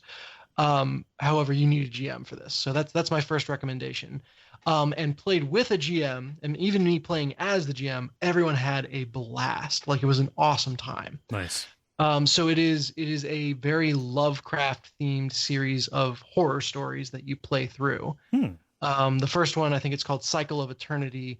There are these rumors about this, ancient or old mansion and a wealthy person who's kind of become a recluse, and you're trying to figure out there's been disappearances. So what's happening? And it turns into this a very Lovecraftian experience towards the end. I won't spoil it because the story is half the fun. But what's interesting is watching like my mother and father-in-law and my high school junior sister-in-law get like really into like a Call of Cthulhu style board game. It was just it was weird, and it's like we didn't finish the entire scenario in one night, and so we wanted to find another time to finish it up. Right. And my mother-in-law was like the most excited and aggressive about getting it scheduled again. Like she was ready. And it's like such a weird thing that it's like after 12 years of knowing her, we found like our thing to bond over. Yeah, and weird fiction. Yeah. Lovecraft. That's great. What the hell? Like it's amazing and just weird at the same time. So, a really cool experience. I was even able to like kind of when we got together for that second session, they kind of got to like the big turning point reveal, and then everyone's trying to like escape, and I playing the app manager could just kind of sense the energy in the room was kind of more of like, all right, we got the MacGuffin. We kind of feel like winners now. Isn't this kind of where it ends? And so I was able to kind of like, nerf, if you will, some encounters that would be really frustrating. Yeah. That would have kind of slowed everyone up and kind of got the game to a conclusion while everyone was still riding the high for the most part. Yeah. Of the end of it. So that was, I'm sure for a different crowd that's like really into like the crunchy piece of it. Yeah. Really, really fighting through all that final bit, or like the real strategic layer of puzzling out how the hell do we survive this combat, or get to the door is your objective to escape. That could be fun. It wasn't for this group, and with someone playing the app manager, we were like sense that and have that still be fun. No, you just stepped in to fulfill the role of a good DM who was more worried about people having fun than people playing the game correctly. Exactly. Yeah. We played, I think, the first of 4, I believe, stories that come with the game. And then there's a bunch of expansion packs and downloadable content, some of which the person I borrowed the game from has, I believe. So we'll see how much more we play it. But I think kind of a family game night on that side has been instituted and will continue. Nice. So really, it came with like the game that I least expected it would in Mansions of Madness. Nice. Highly recommend that game to anyone who likes more complicated games, or is maybe like, got one foot in tabletop RPGs via podcast. Like that's exactly where I came from. And it kind of gave me that experience that I've been listening to for so long, without needing to like spend 60 hours prepping an adventure path. Yeah. So that's Mansions of Madness. Nice. We played Sheriff of Nottingham. Oh, any questions about that? I'll stop there. No, it is good. Cool. The other game we played is Sheriff of Nottingham, which is like a bluffing resource management game. So I have played this game as well. Yes. Okay. So I would love your commentary on it as well. So basically everyone up to 5 players play merchants trying to sell goods. Only the Sheriff of Nottingham is being tyrannical and taxing everyone beyond belief. And one player at a time plays the sheriff. And that player, players kind of collect goods in a hand that other people can't see. Mm-hmm. They put as many goods as they want into a secret bag, and then they declare what they're bringing into market, as it were. And so someone might put the bag down and say, I have 4 loaves of bread. And the rule is it has to be legal goods, obviously, and then it has to be all the same kind of good. Mm-hmm. So everyone's like 4 loaves of bread or 3 chickens or what have you. And then the sheriff decides who to inspect or who to let pass through. If they inspect you and find that you were actually bringing in either an illegal good or a good different than what you declared, you have to pay a fine to the sheriff and you lose that good. However, at any point, you're allowed to start bribing the sheriff to decide not to inspect. And it is just this wonderfully fun dynamic of, yeah, it's 4 loaves of bread. I swear on my mother's graves, it's 4. Don't open that. Yeah. And that is just, it's a really fun, role to play, or, experience to have in a very lighthearted atmosphere. So it's got that like Liar's Dice feel or whatever. Yeah. Sweet metagame that builds up where you're like, oh, I'll give you 5 coins if you don't open that, and then they open it and it's like all legal goods, and you're like, all right, you give me money. Yeah. I mean, it's like a werewolf or mafia or secret Hitler or something like that, where it is all about the pocket dynamic that you have, right? Just how easily can I straight-facedly betray people that I care about? Yeah, exactly. Turns out pretty easily. Yeah, it's great. So is it bad that I did really well at this game? But it was fun. Like, I felt good. Like I knew I could bait Jen into inspecting me when I had legal goods. And did that successfully twice. And the second time was just like my crowning achievement.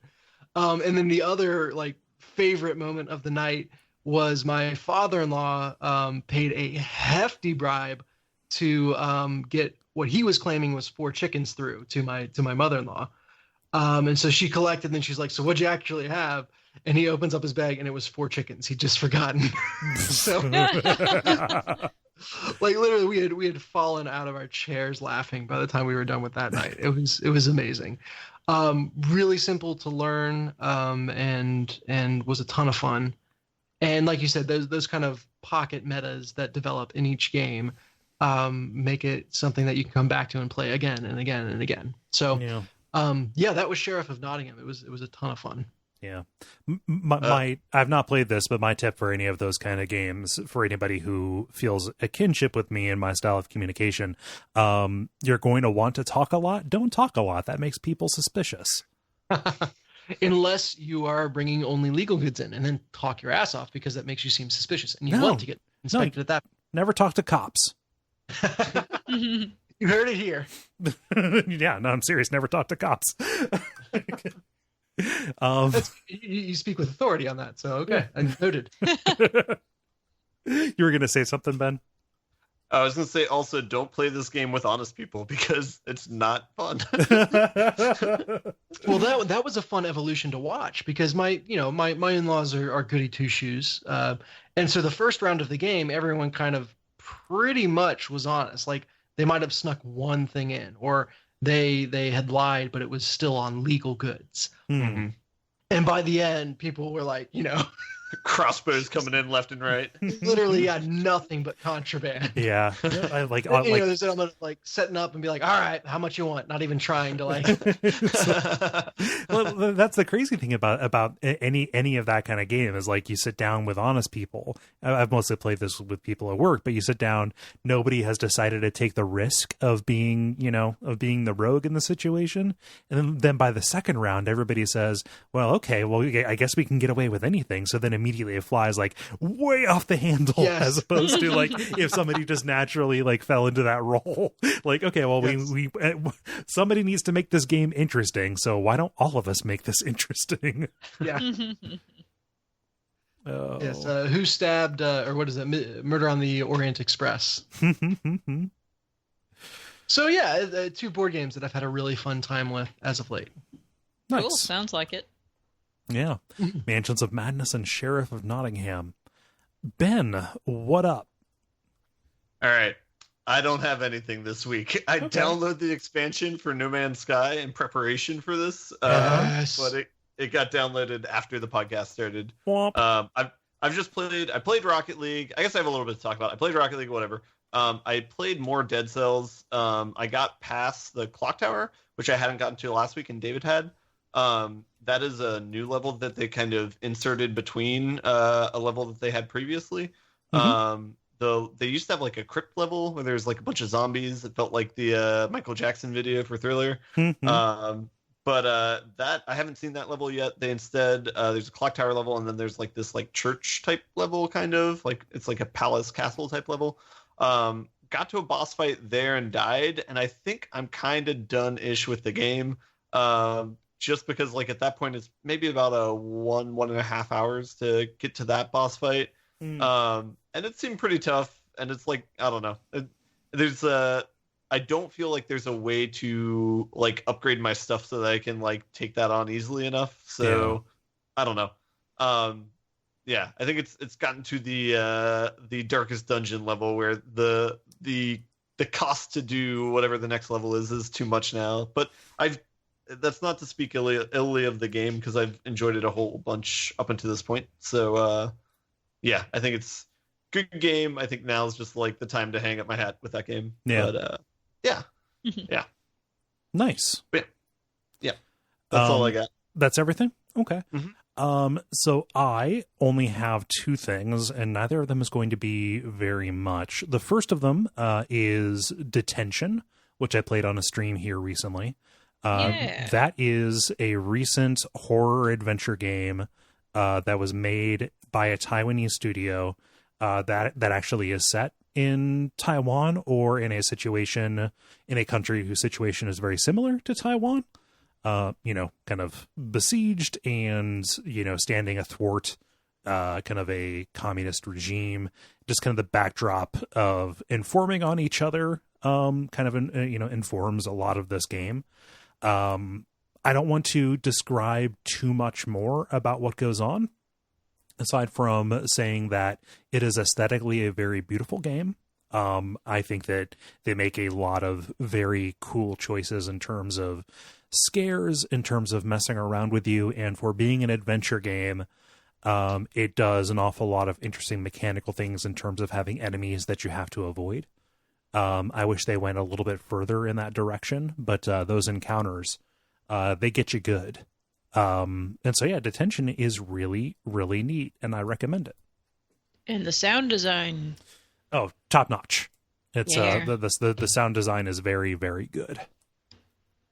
I don't know that I can think of like a specific example about it, because it's, it's hard to describe outside of saying the ambient sounds or whatever and how apt they are. Yeah, it's kind of hard to. They perform the task of ambient sound in a horror game, and admirably. There we go. I think that's the right word. Admirably. Insofar as they do get under your skin in a real kind of oppressive way. Yeah. Yep. It's neat. It's just so, I don't know an awful lot about Taiwan. It's just not a country or a culture that gets an awful lot of screen time, here in America and in American media. And something that is wonderful about horror games, specifically indie horror games, is that you end up kind of getting a look at what particular different countries and cultures find unsettling. You get a look at kind of how their own kind of everyday situations or their history or the things that their parents have went through generationally, how that informs what they're anxious about. It's just really cool as like an educational kind of thing. So yeah, Detention. Any questions about that? No. I was there for a chunk of it. Are you going to stream it again this weekend? No, I finished it up. It's quite short. Yeah, it's done. Yeah. All right. I beat it over the course of like two nights. So probably about 4.5 hours, something like that. Okay. Gotcha. Yeah. That is not to its detriment. It just, I'm just not going to be streaming it again. I will be streaming something else instead. The other thing, since I have been kind of a little bit too wrapped up in moving, and most of my stuff is packed away, probably way too early, but I got to box up something. I've mostly been doing more kind of mobile gaming, portable gaming kind of stuff. Last week I talked about Hold Down, and nobody understood what I was saying. This week I want to put in a good word for Flipflop Solitaire. You're probably going to be rolling your eyes about that, because Solitaire, it's Solitaire. How boring could it be? However, this is by Zach Gage, the guy who made most famously Spell Tower, but also he made Really Bad Chess. Have any of you played Really Bad Chess? No. I have not. Really Bad Chess is pretty neat because it has chess rules, and it's set up as kind of like a little bit like chess puzzles, but you have non-standard numbers of different pieces set up in different kind of configurations on the board as a starting thing. So it is really bad chess because nothing about it is standard except for the rules that govern which way you can move your pieces. And he's done something really similar to that with Solitaire. Again, Solitaire, what in the world? It's a little bit of a cross between kind of the regular Solitaire that we know from Windows, like Klondike Solitaire and Spider. The interesting thing about it that actually I think makes a big difference is the fact that you can stack cards either in ascending or descending order. So follow along with me here. You've got you've got a king on the board. You can put a queen down and then a jack. And if you have another queen, you can actually put it on that jack so it like increments back up. Even though, primarily and previously you would only be able to put a 10 underneath that jack. So like you create these little like interleaved kind of like, runs that move up and down that can really mess you up. If you decide to get too overzealous with either auto completing a move, or, anything like that, like you can commit yourself and force yourself into a place where you can, where you have to use undos, and that will, damage your score, at the end. However, that is not to make you think that this is a hard game.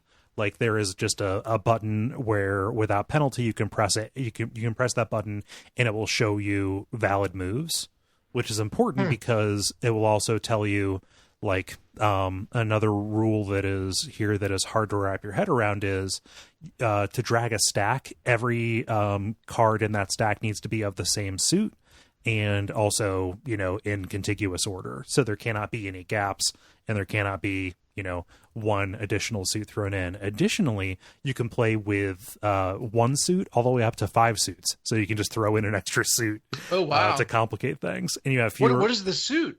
I forget. I haven't played that mode yet. I'm working my way up to it. Oh, you can. Yeah, that's. Yeah. Now I'm on like, is it stars? It's got to be stars. It might be stars. It's a tree. Have you played this, Ben? No, I'm just looking at it online right now. Okay. Yeah, I'm looking at it on my phone too. Yeah. It's super cool. Like the style is very good. It's very friendly. It keeps kind of detailed stats on you. It's great. I like this quite a bit. Like Zach Gage's whole thing is taking existing games and modifying them slightly in order to make them more interesting or add a new twist. Yeah, Flipflop Solitaire. Cool. What's hilarious is that the first review I see is a guy who puts 3 stars and says, "This isn't a good game to play before playing normal Solitaire. It'll mess you up." However, it's also super fun. Why would he give it 3 stars then? What the fuck are you talking about? That was your choice. Right. Yeah. Well, no, like so that got me in the mood to play Solitaire, and so I fired up the old app store. There does not exist, as far as I can tell, a non-shitty Solitaire app for free on iOS. I just got the Zynga one and I tried playing that. It is difficult to go back and forth because like, you're looking for patterns. Like you've fallen in, that's the entire appeal of Solitaire is you fall into a rut, and you're looking for patterns and sorting and all of that. And when the rules change underneath you, it starts, it gets to be a little bit of a bummer.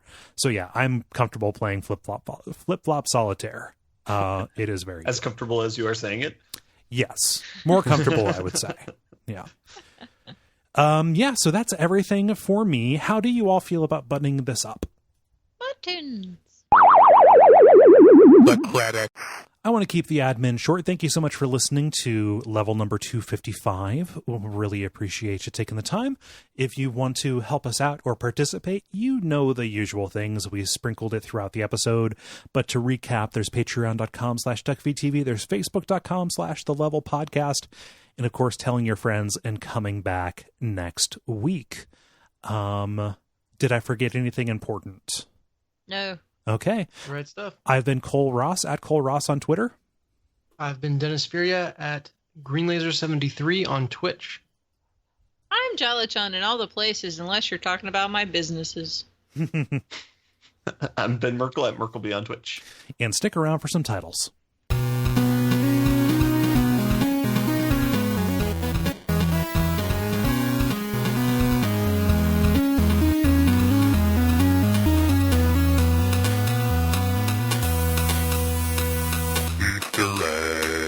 Okay, I only have one. Okay. And it's pushing my no obscenities in titles rule, but it was too funny not to put in. News as big as my balls. As the example of something crass that somebody said in Cyberpunk. That was a Dennis Furia original. Yeah, no. Well, it was. It was a direct quote. Unfortunately, was it? Nah. Geez. Ugh. Oh boy. Yeah. So, take it with that grain of salt. Okay. If you will. Dennis, what do you got? I had but one as well, which is the scrolls to sexy ratio. Okay. Jala. I've got 3. Infant production. We were discussing Dennis's production of infants. Yep. Super gamer in German is super gamer. And then Gully Works, because that was just that's what we were talking about, the Quarians. Yeah. And you were discussing how everybody wants in on their Gully Works. Yeah. they do. So it's related to the sexy scrolling one. Yes. And Ben? I forgot to write stuff down, so I did not record anything. Okay. Gully Works was the one that made me laugh the most out of that. Does anybody want to make an impassioned case for any of the others? We had a go with the let's talk about the sexy scrolling. Yeah. So let's go with it. But it's right at the top as well. Well, I guess that the Gully Works would be right from the top as well. Huh. Yeah. You know what? Just in the interest of having it not be a single word, I'm going to switch my vote to the scrolls to sexy ratio. You can also style that as scrolls to sexy. Ooh. I don't know if that is better or worse. Yeah, I like that. Scrolls to sexy. Scrolls to sexy it is. Okay. Cool. Well, I'm going to go to sleep. So, moving on. So, the last thing, everybody has been avidly waiting for this one. I finished Corpse Party Blood Drive.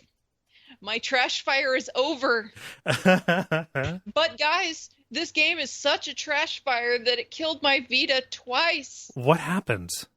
So, I got to the end of chapter 9 out of 10, and my system had an error, turned itself off, and it wouldn't turn on again. Okay. And I tried a bunch of fixes. This has never happened. I've never had a problem with my Vita. It's never had an error like that. And so I tried a bunch of fixes and nothing worked. All these hard boots. I was asking people like, guys, what the hell do I do? And nothing was working. So I called Sony to see how much servicing would cost me because it's way out of warranty. And when the rep was asking me for the serial number, I was looking for it and I dropped my Vita on the ground and then it turned on. Oh. I picked it up and it's like, I must have hit the power button. It turned on. And I'm like, falls down a well, eyes go cross, kicked by a mule. They're right again. I don't know. Yeah. I don't know how the fuck that happened, but okay.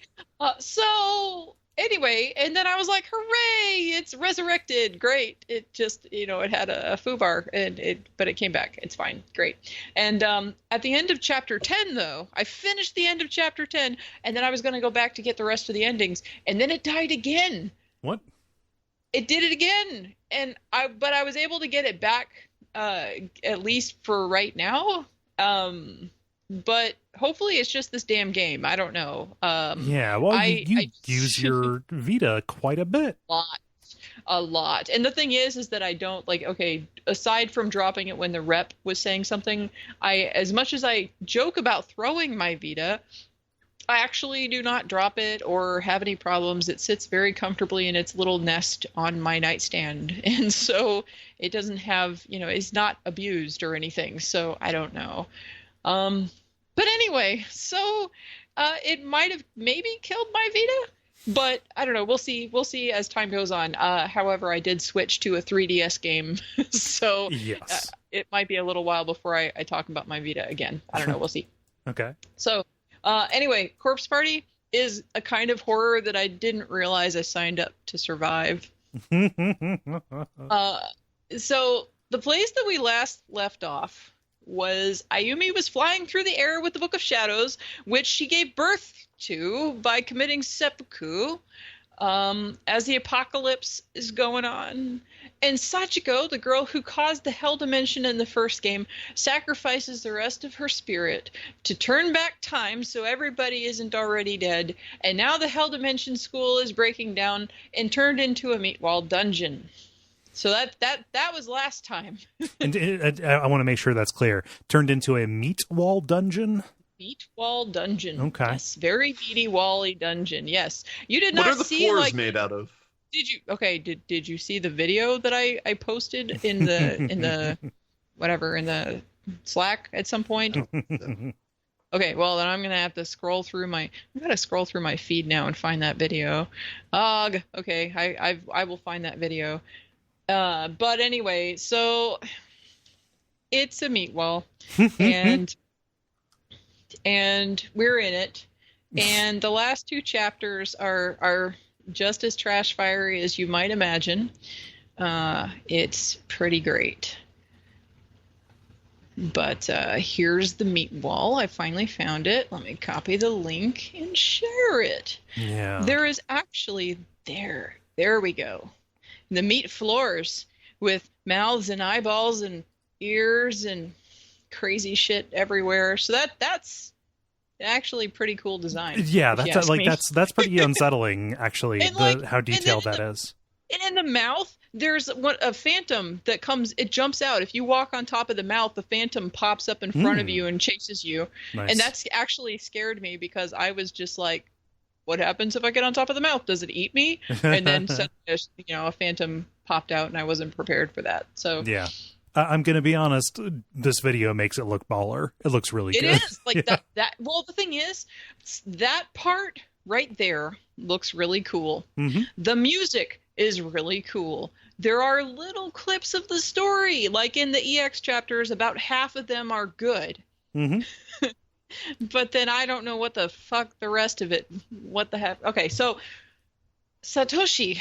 All right, let's get into the story. Satoshi and the others. Okay, Satoshi being the main average dude. Yeah. Main character average dude. And the other people who have survived the first Hell Dimension go into the underground torture chambers, and there's giant swinging blades like Castlevania for some reason. Mm-hmm. And they find Yuka, which is Satoshi's little sister, who's been abducted by the villain guy. And I couldn't for a very long time remember what the fuck happened to the villain guy, but then I saw it in the EX chapter and I was like, oh, that's what happened to him. Because he dies in like chapter 6 or 7. And then you don't see anything more about him. And then the final battle is against somebody else entirely that I don't know who it is. So, so anyway, Yuka is found in the underground torture chambers, and then everybody is running away from walls that are trying to squish you. I don't know why there are squishy walls, but there are. And then you're dodging around debris, and then Yuka gets possessed by Sachi, which is Sachiko's unborn vanishing twin. And then earlier in the game, when Naomi was staring at a photo of the blank hole where Seiko, her best friend's face used to be in a photo. Seiko had died, and so in the Hell Dimension, and her existence was erased. So there was a black hole on the photo of where her face was, and she was staring at the photo, trying to remember what Seiko looked like. And then she stared at it, and all of a sudden her eye was really pained, and then Sachi's name was burned onto her eye, and she started wearing an eye patch after that. And for some reason, when Yuka is possessed by Sachi, Naomi stabs herself in the eye with a rock, and then that kicks Sachi out of Yuka's body. Okay. And then magically she somehow only tore the white part of her eye, even though she stabbed herself in the eye with this giant rock. And the goo was coming out, and allegedly her eye will fully recover at some point in time. And this was actually corroborated. There was somebody on my Twitter said that he had stabbed himself in the eye. The goo came out, and it was in the white part of his eye, and his eye did fully recover. So as much as that sounds like bullshit, that is actually a thing that you can do. You can actually still see, apparently. Yeah. Excuse me. I'll be over here ceasing to exist. Yeah. So anyway, meanwhile, Kuon Sensei, the weird replacement for Yui Sensei who died in the first game, happens to have a wristwatch that she made which tells how much life she has left, and apparently she has magic powers and she uses them to please people, and because she did that, her body aged faster than her face, and her body at the end of the game is that of a 90-year-old woman. And then she sacrifices herself to explode the Sephira of Knowledge from the Kabbalist Tree of Life, which is called Dot and is incorrectly referred to in the game as a Sephiroth. A Sephiroth is the plural of Sephira. Sephira is a single node on the Tree of Life, so they can't even fucking get their terminology correct. Anyway, I don't know why she had to explode part of the Tree of Life or how any of that actually figures in, because in the Kabbalah, Dot is the central location where all of the Sephiroth are united and exist in a perfect state so I don't know. Apparently perfection in the intersection of the nodes of the Tree of Life is a threat to existence for some reason. I don't understand. And like they just keep on piling on anything that seems esoteric and making it like, ooh, this is bad. And we got to throw it in there because it sounds cool. And they don't know anything about it. So if none of this makes any sense to you, don't worry. It doesn't make any sense to me either. And if you can't follow it, don't worry. I can't either. Don't worry. It sounds like they had no editor. Like they had nobody saying like, hey, that's too many things. Like if you think that idea is cool, we need to institute a 1 in 1 out policy here. Yeah. So pretty much then Ayumi finds the center of the Hell Dimension, and then she goes to battle a naked little blonde girl, and that is who the final battle is against. And I don't know who the naked little girl is or why she's naked, but she seems from the things presented to be like a witch who was burned a long time ago, but I don't know why she's the center of the Hell Dimension, because I thought Sachi was supposed to be the center of the Hell Dimension, because that's what they said earlier in the game. So I don't know what's going on. And then the last 2 chapters also incorporate Elder Futhark runes, which are essentially the alphabet of the Norse Vikings that were used to write their names on their shit, imbue different types of, protective wards, and then to tell the future, kind of like tarot cards. And they're shown as if they're evil.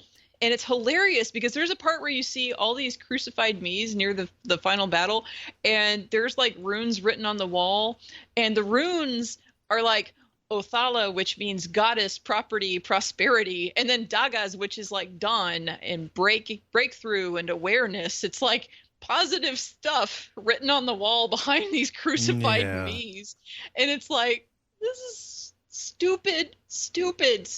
And like, now if you cast runes and they're not facing the right way, like in actual rune casting, if you cast the runes and they're not facing the right way, it's either called converse or merkstave, depending upon how it lands. Like reverses it. It's like if a tarot card goes upside down.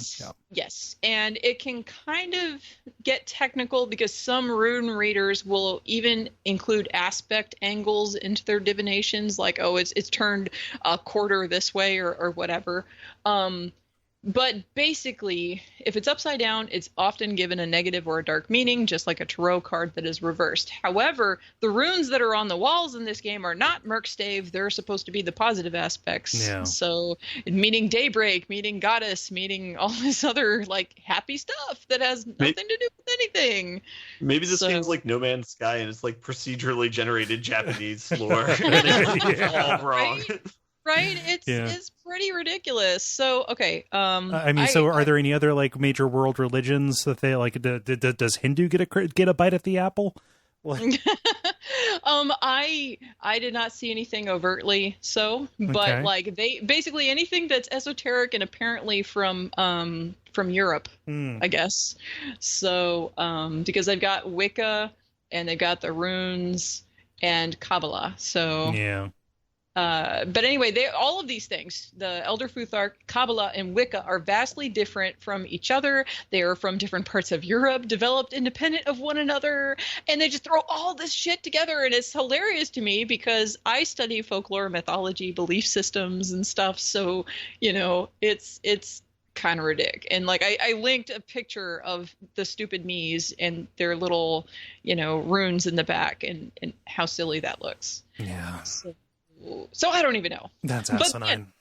yeah. So then, at the end battle actually includes the power of friendship, because we can't be completely devoid of anime tropes. So the spirits of the 4 people who died and had their existences wiped out in the first game show up to protect Ayumi and give her encouraging messages. And you fight.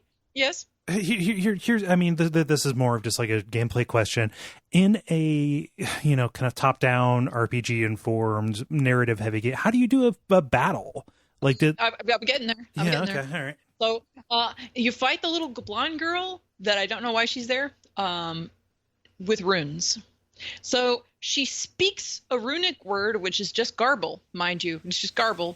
Doesn't mean anything. Right. She speaks a runic word at you, and then you reply with a runic word, and you have 3 choices, and you pick one. If you get the right one, which I don't know how you would know other than randomly guessing, then you hit her.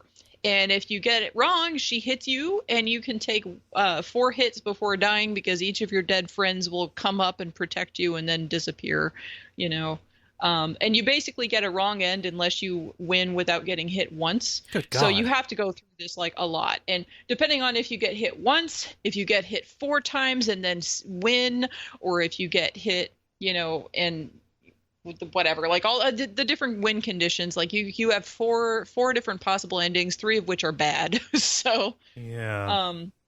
So then after the fight where you're just yelling in runes at each other, the little blonde girl pulls Ayumi's eyeball out, squishes it, and then kisses her. And I don't know why any of this is happening, but Ayumi hugs her and tells her to stop the cycle of violence, and then everything is better. And then Ayumi returns to her friends and tells them to run away into the real world, and that she needs to eat the hell dimension in order to keep it from showing up in a future generation. Okay. So physically eat it. So she starts taking the meat wall and like eating it and throwing up. Does she does she like sous vide it? Like, is it sauteed? Like, what's the? No, raw. It's raw. Okay, raw meat wall. Okay. Yeah. So in doing this, though, her existence gets wiped out, but it allows the memories of her 4 dead friends whose existences were wiped out before to be restored. They don't actually get resurrected, but everybody in the real world will remember the people whose existences had been previously. However, she will disappear as if she had never existed in life. That's dumb. And this is because allegedly to use black magic, and somehow removing a hell dimension is black magic.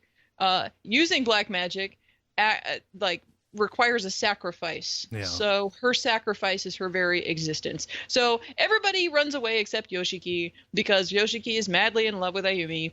And then everybody in the real world promptly forgets all about them, and they both disappear as if they never existed. In the photos, instead of their face being gone, their entire body is gone. It literally, like, they didn't happen. And the people who died remain dead. And in the ending, it shows Ayumi sitting in her house with an eye patch, in a wheelchair, with the Book of Shadows in her lap, staring off into space and muttering, completely an invalid. And then the doorbell rings, and it's Yoshiki, and he makes a comment like, "I finally found it," and he has a pair of Ever After stones in his hand, which are the things you're supposed to use to get out of the Hell Dimension.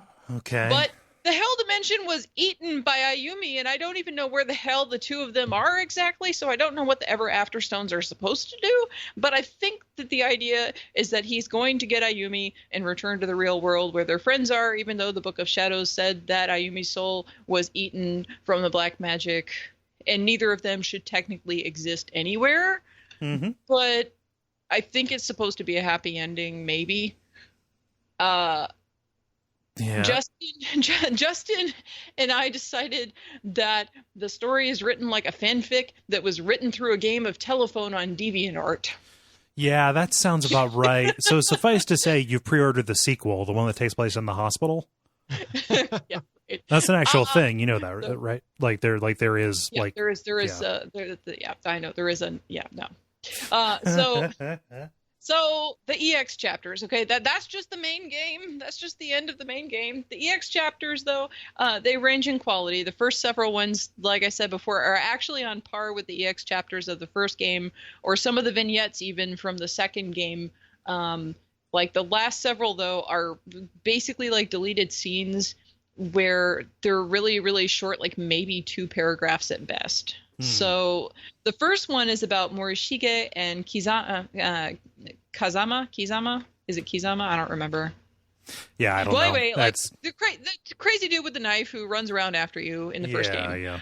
So the 2 crazy people from the first game, both of whom died. It talks about Morishige, and he basically loses any marbles he had left, and he died, and it was good. That was great. Yeah.